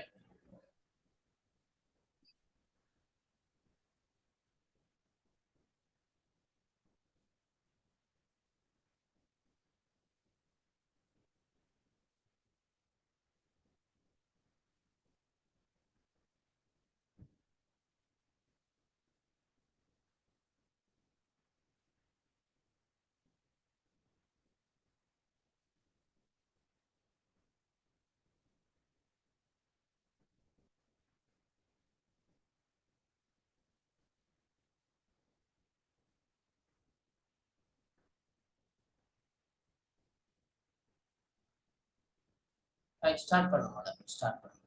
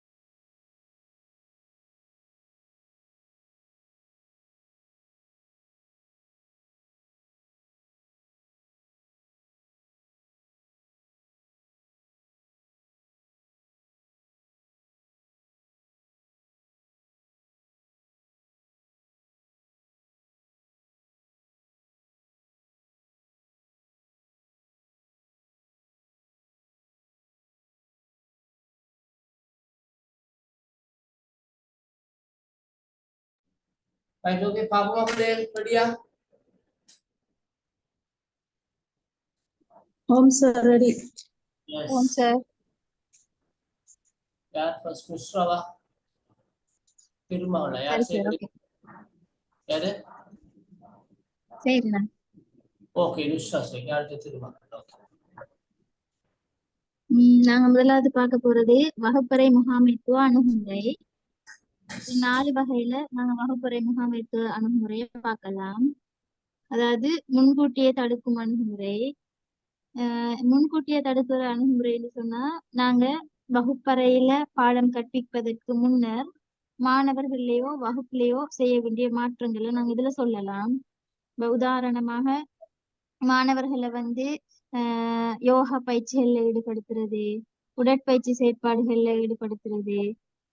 அடுத்தது வகுப்பறைகளை நோக்கும்போது வகுப்பறைகள்ல கரும்பலைகள் சரியான இடங்கள்ல எல்லாருக்கும் கவனிக்கக்கூடிய இடத்துல இருக்கிறான்னு சொல்லி பாக்குறது.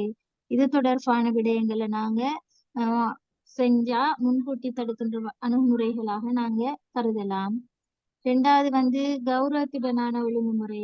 இதுல நாங்க பயன்படுத்துற சொற்கள் மாணவர்களா இருந்தாலும் சரி ஆசிரியர்களா இருந்தாலும் சரி மாணவர்களை கௌரவமான சொற்களை பயன்படுத்தி அவங்களை அணுகுவதனூடாக இந்த கௌரவத்துடனான ஒழுங்குமுறையை நாங்க பின்பற்றலாம். 3வது நேர்ப்பாங்கான அணுகுமுறை, நேர்பாடான அணுகுமுறை, அதாவது பாசிட்டிவ் திங்கிங்களை அங்க இதுல சொல்லலாம். உதாரணமாக நாங்க ஒரு பாட வேலைக்கு போறோம். இப்ப அந்த டைமை பொறுத்து நாங்க மாணவர்களை செயற்பாடுகள்ல ஈடுபடுத்தணும். உதாரணமாக வெயில் காலங்கள்ல மாணவர்களால இந்த பாடங்களை உள்வாங்கிக் கொள்கின்ற வீதம் குறைவாக இருக்கிற சந்தர்ப்பங்கள்ல அவங்கள விரிவுரை முறைகளை பயன்படுத்தி கற்பித்தல் செயற்பாட்டுல ஈடுபடாம அவங்கள சோர்வு நிலையிலிருந்து இல்லாமப்படுத்துவதற்கு விளையாட்டு செயற்பாடுகள் போன்ற விளையாட்டு செயற்பாடுகளில் ஈடுபடுத்துவதன் மூலமாக அவங்கள பாடத்துக்குள்ள உள்வாங்கலாம். அடுத்தது குழுச்செயற்பாடுகளின் போது ஊக்கமளிக்கலாம். மாணவர்களுடைய கருத்துகளுக்கு நாங்க மதிப்பளிக்கலாம். இப்படியான செயற்பாடுகள் மூலம் நாங்க நேர்பாடான வகுப்பறைய உருவாக்கி கொள்ளலாம். அடுத்தது நேர முகாமைத்துவ அணுகுமுறை. இதுல நாங்க டைம் மேனேஜ்மெண்ட் சொல்லலாம். அதாவது நாங்க பாடத்தை தொடங்குறதாக இருந்தாலும் சரி முடிக்கிறதாக இருந்தாலும் சரி குறிப்பிட்ட ஒரு நேரத்துக்கு உதாரணமாக 40 நிமிஷம் பாடங்களா இருந்தா 40 நிமிஷம் முடியும் வரைக்கும் நாங்க பாடங்களை முடிச்சு கொள்ளாம இருக்கிறத விட அதோட ஒரு 2-3 நிமிஷத்துக்கு முன்னால எங்களோட பாடங்களை முடிச்சு இணைய வகுப்பறைகளுக்கு செல்வதற்கான வேலைகளை நாங்க செய்யலாம். அது மட்டும் இல்லை, இப்போ ஒரு செயற்பாடுகளை நாங்க மாணவர்களுக்கு வழங்கும் போது அவங்களுக்கு அந்த செயற்பாட்டுக்கு பொருத்தமான நேர காலத்தை நாங்க வழங்கணும். அப்படி இல்லாம இந்த டைம் முடியறதுக்கு முதல் சரி அவசரமா செய்யுங்க அப்படி நாங்க மாணவர்களுக்கு இடைஞ்சல் கொடுக்க கூடாது. இப்படியான செயற்பாடுகளை நாங்க நேர முகாமைத்துவ அணுகுமுறைன்னு சொல்லலாம். இவ்வளவுதான் வகுப்பறை முகாமைத்துவ அணுகுமுறைகள். அடுத்தது நாங்க பார்க்க வேண்டியது வினைத்திறனுள்ள வகுப்பறை முகாமைத்துவத்துல முக்கிய அம்சங்கள். இதுல நாங்க 3 முக்கியமான அம்சங்களை சொல்லலாம். 1 முக்கல், 2வது ஒழுங்குமுறை, 3வது பரஸ்பர கௌரவம். ஊக்கல்னு சொல்லும் போது நாங்க ஒரு மாணவர்களை கற்றலின் பால் தூண்டுதல் செயற்பாடுகளாக நாங்க நினைக்கலாம்.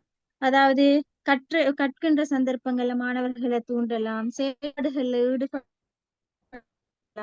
தேடல்ல ஈடுபடுத்துறதுக்கு மாணவர்களை தூண்டலாம். செயற்பாடுகளை செய்து காட்டுவதற்காக மாணவர்களுக்கு தூண்டல்களை நாங்க செய்யலாம்.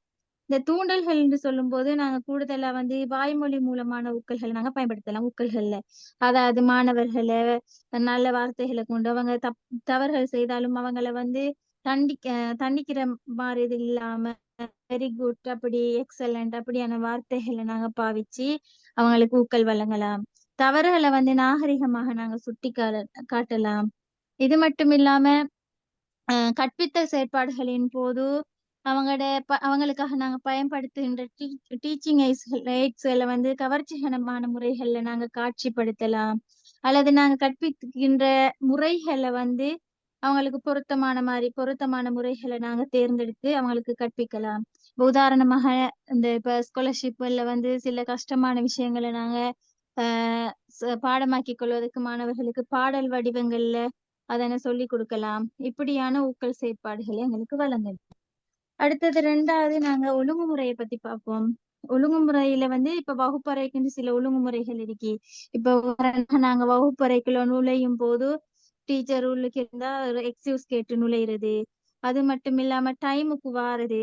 இப்ப ஒரு டீச்சர் ஒரு கேள்வி அதுக்கு பதில வந்து மாணவர்கள் எழுந்து நின்று சொல்வதற்கு வழிப்படுத்துறது. இப்ப குரூப் ஆக்டிவிட்டிகள் நாங்க வழங்கும் போது இப்ப பிரசன்டேஷன் நடக்கும் போது அந்த பிரசன்டேஷனை எல்லா மாணவர்களும் அவதானிக்கக்கூடிய வகையில அதை அவதானிச்சு கொண்டிருக்கிறது. இப்ப எங்களுக்கு ஒரு சந்தேகங்கள் வரும்போது அந்த சந்தேகங்களை நாங்க கேட்கொள்ள சொன்னா கைகளை உயர்த்தி கேட்கிறது. அடுத்தது குழுச்சேற்பாடுகளின் போது எல்லாரும் வந்து பங்கு பற்றுவதற்கு வழிப்படுத்துவது. அடுத்தது பாடசாலையிட உடைகள் அதுகளை பொருத்தமானமாறு வந்து அவதானிக்கிறது. இதெல்லாம் ஒழுங்குமுறையில சொல்லலாம். அடுத்தது வந்து பரஸ்பர கௌரவம். இது ஒன்று ஆசிரியர் மாணவர்களுக்கு இடையிலான அதாவது மாணவர்களுக்கு அளிக்கிற கௌரவம், மாணவர்களுக்கு இடையில அளிக்கப்படுகின்ற கௌரவங்களை நாங்க இதுல பரஸ்பர கௌரவங்களாக சொல்லலாம். இப்ப உதாரணமாக வந்து ஆசிரியர் எப்பொழுதும் மாணவர்கள பேர் சொல்லி கூப்பிடுறது. அது மாணவர்கள் ஆசிரியர்கள்ட பேர் சொல்லாத மாதிரி அவங்களுக்கு மரியாதை செய்யறது. இப்போ ஒரு உதாரணமாக ஒரு மாணவர்களோட தோற்றங்களை பற்றி குண்டன் அப்படின்னு சொல்லாம பேரை சொல்லி கூப்பிடுறது. அது குரலை விட மாணவர்கள் குரலை உயர்த்து கதைக்குது. அப்படி இந்த அந்த விடயங்கள் இந்த சொல்லலாம். இதுதான் வகுப்பறை முகாமைத்துவத்துல முக்கிய அம்சங்கள். இப்போ வகுப்பறை முகாமைத்துவத்துல லட்சணம். இதுல நாங்க நேரம் தவறாமை, இப்ப நேரம் தவற டைம் மேனேஜ், அதாவது வாரதா இருந்தாலும் சரி சரி அந்த ஆக்டிவிட்டிகள் வழங்குறதா இருந்தாலும் சரி அந்த குறித்த நேரத்துக்குள்ள நான் இருக்கோம். அடுத்தது வந்து சிறந்த ஆயத்தம்.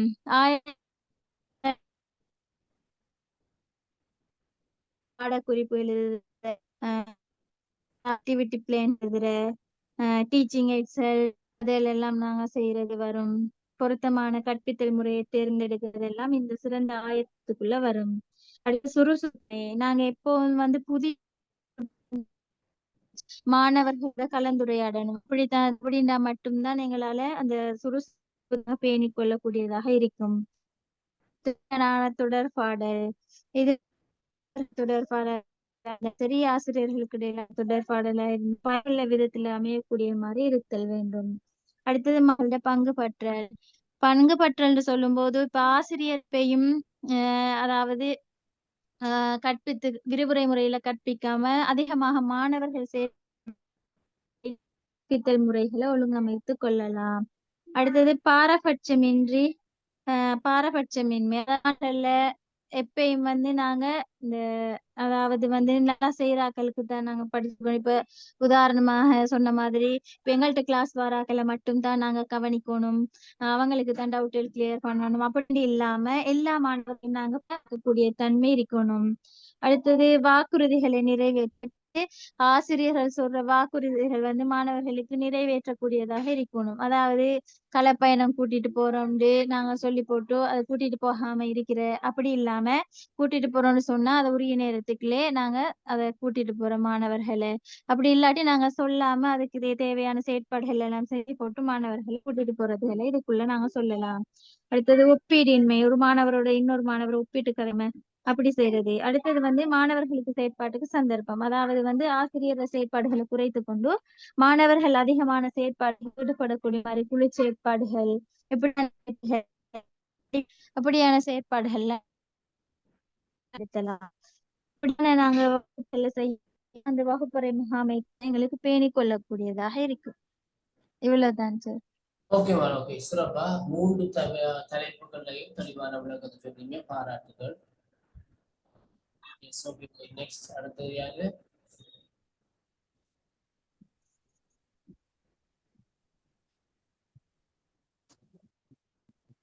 திருமகள். Thirumagal sir. Yes, okay. Hello sir. Okay sir. Okay, சொல்லுங்க. சிறந்த வகுப்பறை முகாமைத்துவத்தின் இலட்சணங்களை பற்றி நான் சொல்ல போறேன். பாடசாலை ஒன்று ஒரு ஆசிரியர் சிறப்பானவர் என்று கூறுவதற்கும் சமூகத்தின் மத்தியில் அவருக்குரிய நன்மதிப்பை பெறுவதற்கும் முக்கியமானதாக அமைவது வகுப்பறை முகாமைத்துவமே என்பதில் ஐயமில்லை. நாங்கள் மாணவர்களுக்கு ஒரு புள்ளி வழங்குவது போல் ஒவ்வொரு மாணவனும் ஒவ்வொரு ஆசிரியருக்கும் புள்ளிகளை தன் மனதில் போடுகின்றான் என்பதே உண்மை. அந்த வகையில் வகுப்பறைக்கு உரிய நேரத்தில் மணி ஒலித்ததும் தனது பாடத்திற்கு செல்வதும் தனது பாடத்தை உரிய முறையில் நேர்த்தியாக மாணவர்களுக்கு கற்பித்தலும் உரிய நேரத்திற்குள் இடம்பெறுவது முக்கியமானதாகும். பாடங்களில் மாணவன் எவ்வாறான கேள்விகளை கேட்பான், நாம் எவ்வாறு பதில் கூற வேண்டும், அவனது சந்தேகத்தை சரியான முறையில் நிவர்த்தி செய்யவும் முன் ஆயத்தத்துடன் செல்ல வேண்டியது அவசியம். இல்லாவிடின் மாணவர்கள் கேட்கும் கேள்விகளுக்கு பதில் சொல்ல முடியாமல் அவனுக்கு முன்னும் தயங்கி நிற்பது எங்களுக்கு ஒரு அவமானத்தை ஏற்படுத்தும் நிகழ்வாக அங்கே காண முடியும். மாணவர்கள் எமது உற்சாகம், சத்தம் என்பவற்றில் கவர்ந்து அவனும் நேரம் போவது தெரியாமல் செயல்பட பாடல்கள், அபிநயங்கள், நடிப்புகள், விளையாட்டுக்கள், விகடமான பேச்சுக்களை போட்டு உற்சாகமாக வகுப்பறையில் செயல்படுவது முக்கியம். எமது செயல்பாட்டில் மாணவன் சேர்ந்து செயற்படவும் கற்பிக்கும் விடயத்திற்கு அப்பால் செல்லாமலும் பார்த்து கொள்வது மிகவும் அவசியமானது. அனைத்து மாணவர்களையும் பாராட்டி ஊக்குவிப்பதோடு சில மாணவர்களை பாரபட்சமாக நடத்தாமல் ஒதுங்கி இருப்பவனையும் அழைத்து பதில் கூறவும் கேள்வி கேட்கவும் ஊக்கப்படுத்தல் ஒரு ஆசிரியரின் கடமையாக காணப்படுகிறது. புள்ளிகளை பெறும் மாணவர்களுக்கு பரிசில்கள், பாராட்டுகள் வழங்குவேன் என கூறுவதும் தவணை இறுதியிலே சுற்றுலாக்களுக்கு அழைத்து செல்வேன் என கூறுவதும் மாணவர்கள் சில நேரம் ஆசிரியர்கள் தங்களோடு சேர்ந்து விளையாடுவதை விரும்புவார்கள். ஆகவே நான் உங்களோடு சேர்ந்து விளையாடுவேன் என வாக்கு கொடுப்பதும் அவனுடைய செயற்பாடுகள் முடிவடைந்ததும் நாம் கொடுத்த வாக்குகளை சரியான முறையில் நிவர்த்தி செய்து கொடுக்க வேண்டும். அதனை செயல்படுத்தி நம்மை நேர்மையானவன் என மாணவன் நினைக்க நாம் சரியான முறையில் நடந்து கொள்ள வேண்டும். மாணவர்களை தரம் பிரித்தல், குறிப்பிட்ட விடயங்களில் ஒப்பீடு செய்தல் என்பவற்றையும் தவிர்த்து நடப்பதும் முக்கியமானது. சிறந்த வகுப்பறை முகாமைத்துவத்தின் இலட்சணங்களை கை கொண்டால் அவனுக்கு நாம் தான் உலகம் என்றும் எம்மையே சுற்றி வருவான். இது அனுபவ ரீதியான உண்மை. ஆகவே ஒவ்வொரு ஆசிரியரும் உயிர் துடிப்பான ஒரு வகுப்பறையை தனது வகுப்பறையை மாற்றிக் கொள்வது அவரவர் செயல்பாட்டிலே உள்ளது. இதுவே சிறந்த முகாமைத்துவத்தின் இலட்சணங்களாக கூறப்பட்டது. நன்றி சார். ஓகே, பாராட்டுகள். இன்னும் ஒரு ஆள் சந்தர்ப்பம் sir.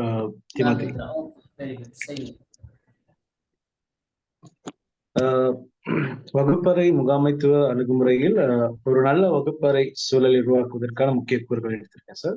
Positive environment, class environment. So முதலாவது வந்து மரியாதையுடன் இணைந்து செயல்படுதல். அதாவது அனைத்து மாணவர்களும் மதிப்பு மிக்கவர்களாக உணரக்கூடிய சூழலை உருவாக்குதல். திறந்த மனதுடன் தகவல்களை பரிமாற்றவும் மற்றவர் கருத்துக்களுக்கு மதிப்பளிக்கவும் செவிமடுக்கவும் ஊக்குவித்தார். முதலாவது பாயிண்ட். இரண்டாவதாக சரியான விதிமுறை மற்றும் நடைமுறைகளை பின்பற்றுதல். வகுப்பில் கடைபிடிக்க வேண்டிய விதிமுறைகளை தெளிவாக வகுத்தலும் அவற்றை அனைவரும் ஒரே மாதிரியாக பின்பற்றக்கூடிய நடைமுறை உருவாக்குதல். ஒரு விதிமுறையை உருவாக்கினால் அதை நடைமுறைப்படுத்தக்கூடிய விதத்தில் இருக்க வேண்டும். அது மட்டுமல்லாமல் அனைவரும் ஒரே மாதிரியான பின்பற்றக்கூடிய நடைமுறைகளை உருவாக்க வேண்டும். அனைவரும் அதை பின்பற்ற வேண்டும். மூன்றாவதாக ஊக்கமும் நேர்மறையான பாராட்டுகளை மாணவர்களுக்கு வழங்குதல். அதாவது மாணவர்களது முயற்சி மற்றும் மேம்படுத்தலுக்கான சிறப்பான பாராட்டுதலை வழங்க வேண்டும். இவ்வாறு செய்வதன் மூலம் அவர்களை குறித்ததான தன்னம்பிக்கையை உருவாக்கக்கூடிய ஒரு சூழலை எங்களால் கொடுக்க முடியும். அடுத்து நான்காவதாக உயிரோட்டமுள்ள கற்றல் முறைகளை பின்பற்றுதல். அதாவது சளிப்பூட்டாமல் ஈர்க்கும் வகையில் ஆடத் தொகுப்புகளை முன்கூட்டியே ஆயத்தம் செய்து தயாரித்து மாணவர்கள் வினைத்திறனுடன் அதை பங்கு கொள்ளக்கூடிய சூழலை உருவாக்குதல். அதாவது வீடியோ, ஆடியோ, பவர் பாயிண்ட் பிரசன்டேஷன்களை பயன்படுத்தி காட்சிப்படுத்தி மாணவர்களுக்கு கற்றல் முறைகளை பின்பற்றக்கூடிய உயிரோட்டமுள்ள கற்றல் முறைகளை பின்பற்றக்கூடிய சூழ்நிலை உருவாக்க முடியும். ஐந்தாவதாக அடுத்ததாக ஆசிரியர் மாணவர் மத்தியில் இருக்கிற சிறப்பான ஒரு உறவு முறையை பின்பற்றுதல். மாணவர்களது நலன்களை பராமரிக்கும் விதத்தில் நடந்து கொள்ளுதல். அதாவது அவர்களது சுயமதிப்பு பாதிக்கும் விதத்தில் ஆசிரியருடைய செயற்பாடுகள், அதாவது மாணவர்களது சுயமதிப்பு பாதிக்கப்படாத விதத்திலும் ஆசிரியரது நட்பெயரும் பாதிக்கப்படாத விதத்திலும் நடந்து கொள்ளுதல். அடுத்ததாக குரோத் மைண்ட் செட்டை உருவாக்குதல். அதாவது சவால்கள் மற்றும் தவறுகள் இழைக்கக்கூடிய சந்தர்ப்பங்களிலும் கற்றலுக்கான வாய்ப்பை உருவாக்கக்கூடிய மனநிலை மைண்ட் செட்டை உருவாக்குதல். அடுத்ததாக பாதுகாப்பான கற்றல் சூழலை உருவாக்குதல். அதாவது மாணவர்கள் வகுப்பறையில் உள ரீதியாக தாம் பாதுகாப்பாக இருப்பதை உறுதிப்படுத்திக் கொள்ளுதல். அதாவது தவறான நடத்தை, துஷ்பிரயோகங்களிலிருந்து மாணவர்கள் பாதுகாக்கப்பட வேண்டும். இறுதியாக ஒன்றிணைந்த கற்றல் முறைமை.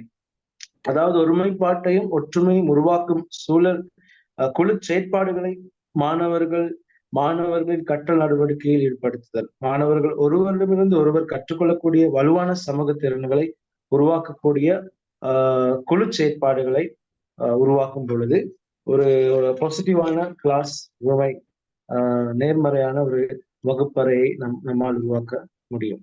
நன்றி. ஓகே நாகேந்திரா, பாராட்டுக்கலாம். புதிய கோணத்துல மேலும் சில விஷயங்களை சேர்த்திருக்கீங்க. Okay, thank you. Asheena. Sir, okay, சிறந்த வகுப்பறை முகாமைத்துவத்திட இலட்சணங்கள் வந்து இதுல செல்லிச்சத்துக்கு மேலதிகமாக 2-3 விஷயம் வந்து வகுப்பறை முகாமைத்துவம்ன்றது சிறந்த நடத்தைகளை ஏற்படுத்துவதன் மூலமும் மோசமான நடவடிக்கைகளை இல்லாதொழிப்பதன் மூலம் வகுப்பறை சூழலை வந்து செயல்படக்கூடியதாக நிர்வாகத்துக்கு உட்படுத்திய செயற்பாடுதான் முகாமைத்துவம் செல்லும். அதுல வந்து பக்கச்சார்பின்மை காணப்படணும். அதாவது மாணவர்கள் ஒருத்தருக்கொத்தர் வசதி படைத்தவர்கள், வசதி இல்லாதவர்கள், நிறம் அதுகளை பார்க்காம பக்கச்சார்பின்மை காணப்படணும்.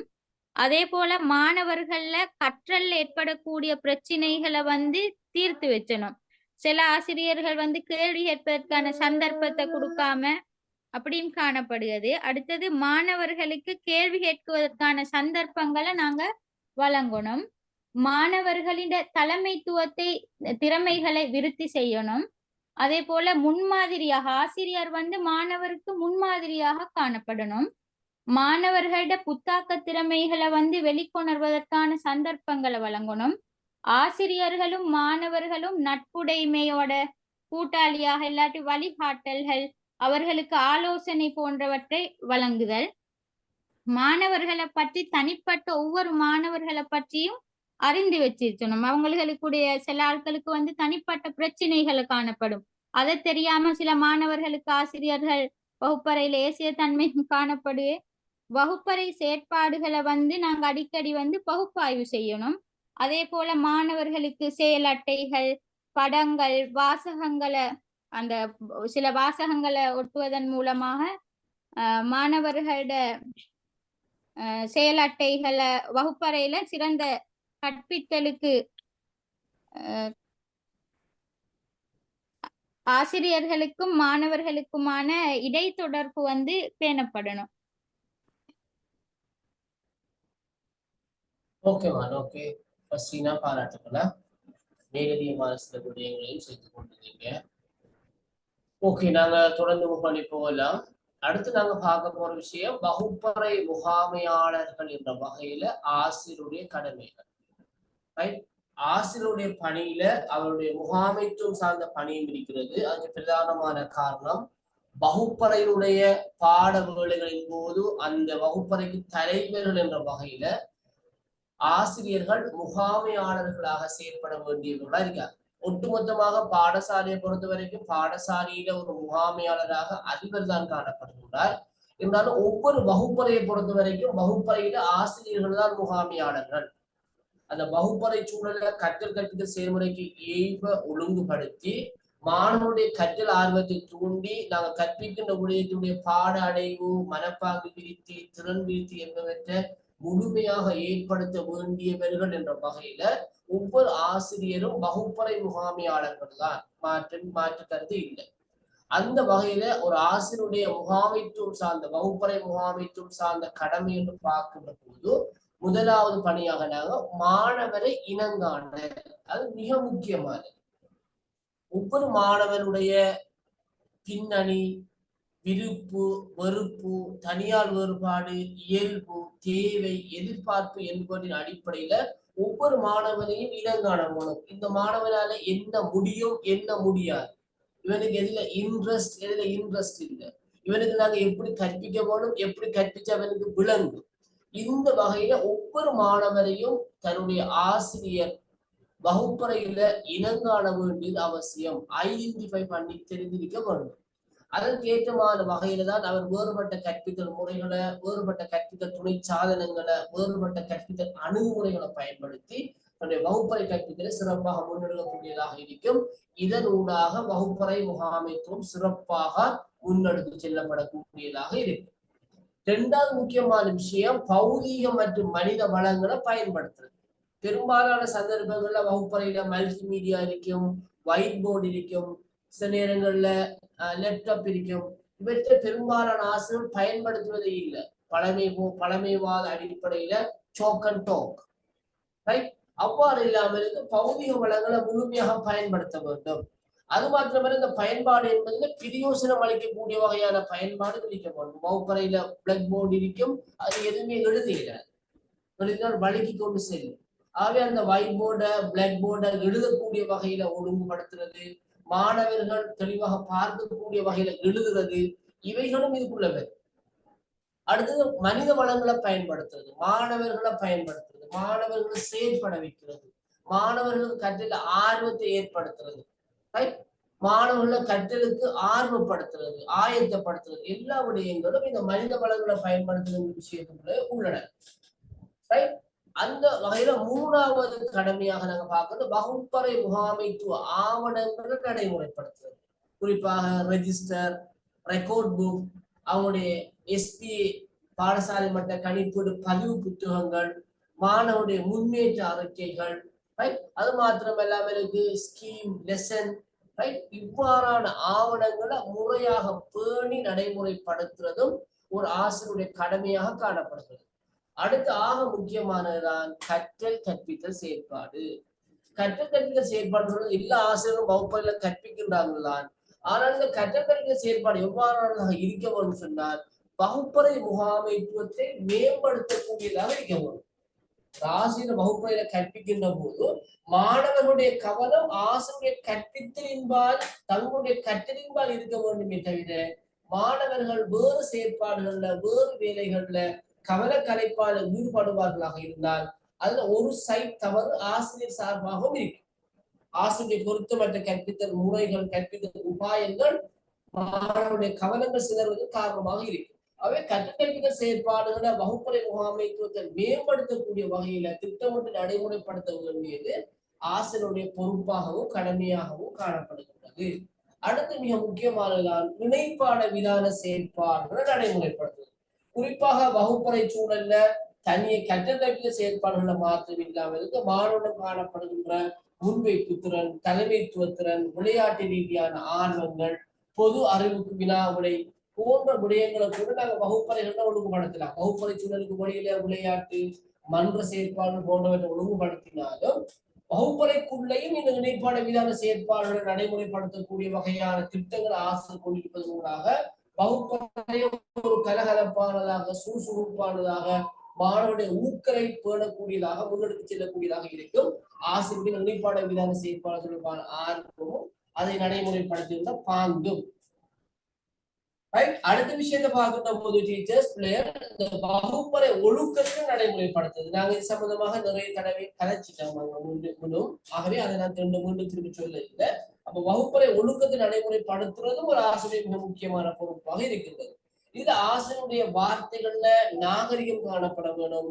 ஆசிரியர் வார்த்தைகளை நாகரிகமாக பயன்படுத்த வேணும்.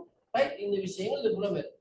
அடுத்ததாக சமூக தொடர்பினை அந்நியோன்யப்படுத்துறது ஆகவும் முக்கியமானது.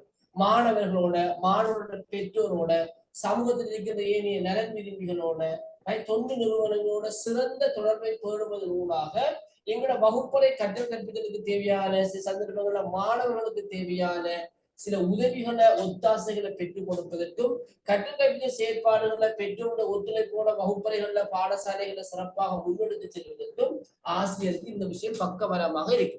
ஆகவே நான் ஆசிரியர், நான் யாருமே கதைக்கு தேவையில்லை, எந்த வேலை வகுப்பறைக்கு போல படிப்பிக்கிறது மட்டும்தான் என்று இல்லாமலுக்கு இந்த சமூக தொடர்புகளை பேணுவதன் ஊடாக பல்வேறு விதமான ஒத்துழைப்புகளை உதவிகளை மாணவர்களுக்கு பாடசாலைக்கு வகுப்பறைக்கு எங்களால பெற்றுக் கொடுக்கக்கூடியதாக இருக்கு. இதுவும் ஒரு சிறந்த வகுப்பறை முகாமையாளர் என்ற வகையில ஆசிரியருடைய கடமை கூறலுக்குள்ள உள்ளடங்கக்கூடிய விடயமாக அடையாளப்படுத்தப்படுகின்றது. ரைட். அடுத்த விஷயமாக நாங்கள் பார்க்க போறது வகுப்பறை முகாமைத்துவத்துக்கு ஆசிரியர் கொண்டிருக்க வேண்டிய திறன்கள். ஒரு சிறந்த வகுப்பறை முகாமைத்துவத்தை ஆசிரியர் ஏற்படுத்தி கொடுக்க வேண்டுமாக இருந்தால் இந்த திறன்களை அவர் வளர்த்து கொள்ள வேண்டும். இந்த திறன்களை அவர் வளர்த்து கொள்ள வேண்டும். அதுல மிக முக்கியமான முதலாவது திறன் தான் பிள்ளைகள் திட்டமிடல் திறன். எந்த விடயத்தையும் நாங்க முன்கூட்டியே திட்டமிட்டுக் கொள்ள வேண்டும். நாங்க அந்த கணப்பொழுதுல அந்த சந்தர்ப்பத்துல தர்ம சங்கடத்துக்கு ஆளாகாமல் முன்கூட்டியே நாங்க திட்டமிட்டுக் கொள்கின்ற ஒரு பழக்கம், ஒரு பண்பு இருக்குமாக இருந்தால் எங்களுக்கு பெரும்பாலான பிரச்சனைகளை எங்களால வெற்றிகரமாக எதிர்கொள்வதற்கும் பெரும்பாலான பிரச்சனைகளுக்கு வெற்றிகரமான தீர்வினை காண்பதற்கும் எங்களால முடியும். ஆகவே வகுப்பறை செயற்பாடுகள் பொறுத்தவரையில ஆசிரியர் ஒரு சிறந்த திட்டமிடலை கொண்டிருப்பாராக இருந்தால், பொருத்தமான திட்டமிடலை கொண்டிருப்பாராக இருந்தால் அவரால் வகுப்பறை முகாமைத்துவத்தை சிறப்பாக முன்னெடுக்கக்கூடியதாக இருக்கு. இரண்டாவது கம்யூனிகேஷன் ஸ்கில்ஸ், தொடர்பாடல் திறன். நாங்கள் ஆரம்பத்திலே சம்பந்தமாக நாங்கள் கதைச்சிட்டோம். மாணவர்களோட, பெற்றோரோட, சமூகத்தோட, அதிபரோட சிறந்த தொடர்பாடல் திறனை ஆசிரியர் வளர்த்து கொள்ள வேண்டும். தொடர்பாளத்துடன் சொல்லுகின்ற போது ஆசிரியர்கள் மாணவர்களோட சிறந்த வகையான வாய்மொழி ரீதியான தொடர்பு, மாணவனுடைய உடல் மொழி ரீதியான தொடர்புகளையும் ஆசிரியர் அறிந்து கொள்ள வேணும், அவதானிக்க வேணும். அது மிக முக்கியமான தொடர்பாளத்தில பாடி லாங்குவேஜ். அதையும் நாங்கள் புரிந்து கொள்ள வேணும். மாணவனுடைய உணர்வுகள், எண்ணங்கள் என்பவை அவனுடைய பாடி லாங்குவேஜ் கூட வெளிப்படும். ஆகவே அதை நாங்கள் அறிந்து அதற்கேற்றா போல செயல்பட வேண்டியதும் அவசியமானதாக இருக்கிறது. அடுத்து ஆக முக்கியமானதுதான் கண்ட்ரோலிங் ஸ்கில்ஸ், கட்டுப்படுத்துகின்ற திறன். வகுப்பறையில நாங்கள் கலந்துரையாடல் முறையில கற்பிக்கின்ற போது சில நேரங்கள்ல சில மாணவர்களுடைய கலந்துரையாடலை திசை திருப்புவாங்க. வேறு விதமான வினாக்களை கேட்டு வேறு விதமான விடயங்களுக்குள்ள இவங்களை கற்பித்தலை கொண்டு செல்வதற்கு அந்த திசை என்ன செய்வாங்க, அதை டைவர்ட் பண்ணுவாங்க. வேறு பக்கத்துல அந்த மாற்றக்கூடிய மாதிரியான செயற்பாடுகள் ஈடுபடுவாங்க. அப்ப எங்களோட கற்றல் கற்பித்தல் செயற்பாடு, எங்களோட பிரதானமான பாட தலைப்பு டாபிக்குள்ள நாங்க எங்களுடைய கலந்துரையாடலை முன்னெடுத்து இந்த கண்ட்ரோலிங் ஸ்கில்ஸ் இருக்க வரும். எங்களுடைய கவன கலைப்பாடுகள், எங்களோட வேறு பக்கத்துல எங்களுடைய கலந்துரையாடலை திசைப்படுத்துறதுக்கு டைவர்ட் பண்றதுக்கு எடுக்கிற முயற்சிகளை நாங்க நாகரிகமாக முறியடிக்க வேணும். எங்களுடைய பாட தலைப்போ தொடர்பான விடயங்களை மாணவர்களும் நாங்களும் கலந்துரையாடுறதுக்கான அந்த கண்ட்ரோலை வச்சுக்கொள்ள வேணும். அது மட்டும் இல்லாம வகுப்பறையில தேவையற்ற ஒலிகள், சத்தங்கள், நடமாட்டங்கள் என்பவற்றை கட்டுப்படுத்துகிற திறனும் ஒரு ஆசிரியருக்கு இருக்க வேண்டிய மிக முக்கியமான திறனாக இருக்கிறது. Controlling skills. சரி, அதே போல பிரச்சனை தீர்க்கின்ற திறன். பிரச்சனை தீர்க்கணும்னு சொல்கின்ற போதோ ஆசிரியர் மாணவர் முரண்பாடு, மாணவர் முரண்பாடு ஏற்படுகின்ற போது அதை நாகரிகமாக பொருத்தமான வகையில சமயோசித அறிவோட பேச்சுவார்த்தை மூலமாக, கலந்துரையாடல் மூலமாக, கருத்துக்களை அறிந்து கொள்வதன் மூலமாக அந்த பிரச்சனைகளை நாங்க தீர்க்க வேணும். வகுப்பறையை தோன்றுகின்ற ஒரு பிரச்சனை பாடசாலை மட்டத்திலேயோ பாடசாலை தாண்டி வீட்டுக்கோ செல்லாமல் வகுப்பறையிலேயே அந்த பிரச்சனைகள் தீர்க்கப்பட வேணும்.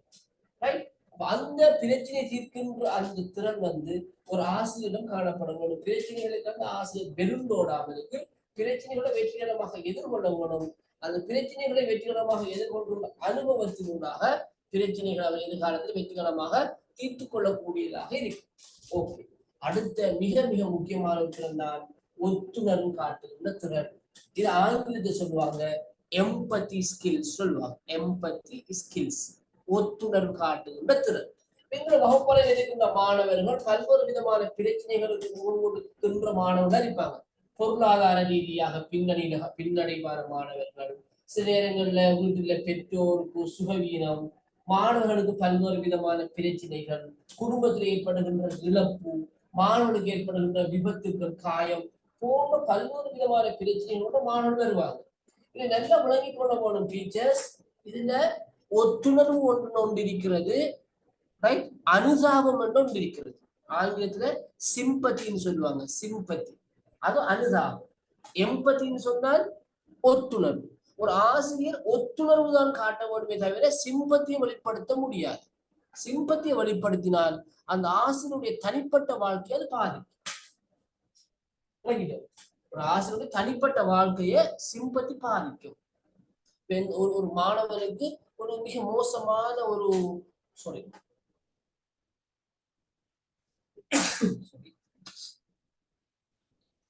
மாணவனுக்கு ஒரு மிக மோசமான ஒரு இழப்பு பாதிப்பு ஏற்பட்டது. அந்த குடும்பத்துல ஒரு பெரிய ஒரு விபத்து ஏற்பட்டு தாய் தந்தை இறந்து விட்டாங்க, இவர் மிக மோசமா காயம் அடைஞ்சிட்டார், குடும்பத்துல பலருக்கு பலவிதமான இழப்பு வச்சு உதாரணம்.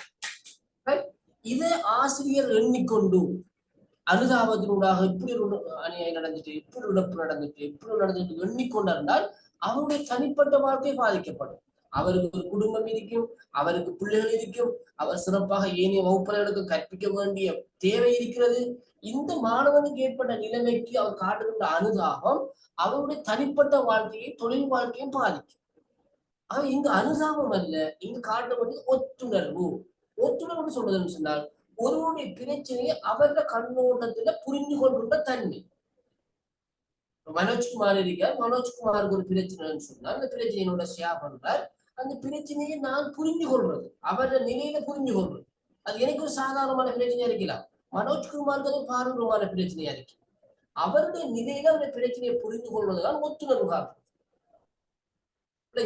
வகுப்பறைக்கு மாணவர் பிந்தி வந்துட்டார், வகுப்பறைக்கு மாணவர் பிந்தி வந்தார்னு சொன்னா நாங்க வகுப்பறையை விட்டு எங்களுடைய ரூட்ஸ்ல நாங்க வகுப்பறையை விட்டு வெளியே கொண்டு வச்சு கொண்டால் முதல்ல அந்த மாணவர் ஏன் பிந்தி வந்தானுங்கிறது காரணத்தை புரிஞ்சு கொள்ளணும். அவங்க நிலையில அந்த பிரச்சனையை விளங்குவோம். அப்ப அவன் சொல்றான், நான் வந்தேன் சார், நான் வளர்ந்து டைமுக்கு வரேன், இன்னைக்கு பைக்கு பிரேக் டவுன் உடஞ்சிட்டு காத்து போயிட்டு நான் தள்ளி கொண்டுதான் வந்தேன் பைக்ல ஸ்கூலுக்கு, பிந்திட்டு சார். அப்ப இது நியாயமான காரணம். அந்த பிரச்சனையை அவனுடைய நிலையில வச்சு பார்க்க வரும். ஆனா சில மாணவர்கள் சொல்லுவாங்க தங்களுடைய பிரச்சனையை நியாயப்படுத்த முற்படுவாங்க. அதுவும் இல்லை, இங்க பிரச்சனையை ஒரு மாணவனுடைய பிரச்சனையை அவனுடைய நிலையில வச்சு நோக்குறதுதான் இங்கு ஒத்துணர்வு காட்டுகின்ற திறன். சரிதானே?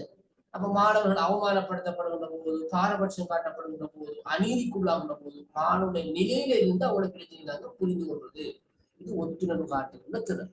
கிளியரா? அப்ப அனுதாபம் காட்டுறது வேற, ஒத்துணர்வு காட்டுறது வேற. அனுதாபம் எங்களை பாதிக்கும், ஒத்துணர்வு எங்களோட மாணவனுக்கு உதவி செய்யறதுக்கான வழியை ஏற்படுத்திக். ரைட். அடுத்தது மதிப்பளிக்கின்ற திறன். ரெஸ்பெக்ட் பண்ண வேணும், பிள்ளைய பேர் கூறி அழைக்க வேணும், நாகரிகம் அழைக்க வேணும், நாகரிகமான வார்த்தைகளை பயன்படுத்த வேணும். ரைட். மதிப்பு. ரைட். மதிப்பு. நீ நான்ங்கிற வார்த்தைகளை நாங்க முழுதா தவிர்த்து கொள்ள வேணும். நீங்க நாங்க வாங்க அழகா பேசலாம், நாங்க சின்ன பிள்ளைகளாக இருக்கிற நோ ப்ராப்ளம். ஒரு நாகரிகமான வார்த்தைகளை பயன்படுத்தலாம். நெக்ஸ்ட் மதிப்பீடு செய்கின்ற இவேலுவேட் பண்பு திறன் ஆகவும் முக்கியமானது. ரைட். ஒரு விஷயத்த, ஒரு செயற்பாட்டை, ஒரு பிள்ளையுடைய நடத்தை நாங்க மதிப்பிடணும், இவல்வேட் பண்ணணும். அது எங்களுடைய வகுப்பறை முகாமைகள் மிக சிறப்பானதாக இருக்கும். சிறந்த மதிப்பீட்டு செய்கின்ற ஆசிரியர் தான் சிறந்த கற்பிக்கக்கூடிய ஆசிரியராகவும் இருப்பார், பொருத்தமான கற்பித்தல் முறையை பயன்படுத்தக்கூடியவராகவும் இருப்பார். சரியா? ஓகே. அப்ப இன்றைக்கு நாங்க வகுப்பறை முகாமைத்துல பல முக்கியமான விஷயங்களை பார்த்துட்டு இன்னும் ஒரு சில விஷயங்கள் இருக்கு, அதை பார்த்துட்டு நாங்க அடுத்த கிளாஸ்ல ஒரு தலைப்புக்கும் போவோம். பிள்ளைங்களா? ஓகே. இது ஏதாவது கேள்வி இருக்க பிள்ளைல உங்களுக்கும் இந்த கிளாஸ்ல நாங்க பார்த்த விஷயத்துல ஏதாவது டவுட்ஸ், ஏதாவது சந்தேகங்கள்?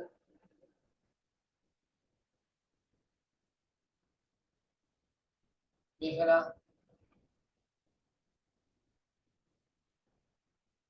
இல்ல. பாடத்தை முடிக்குமா? சார்,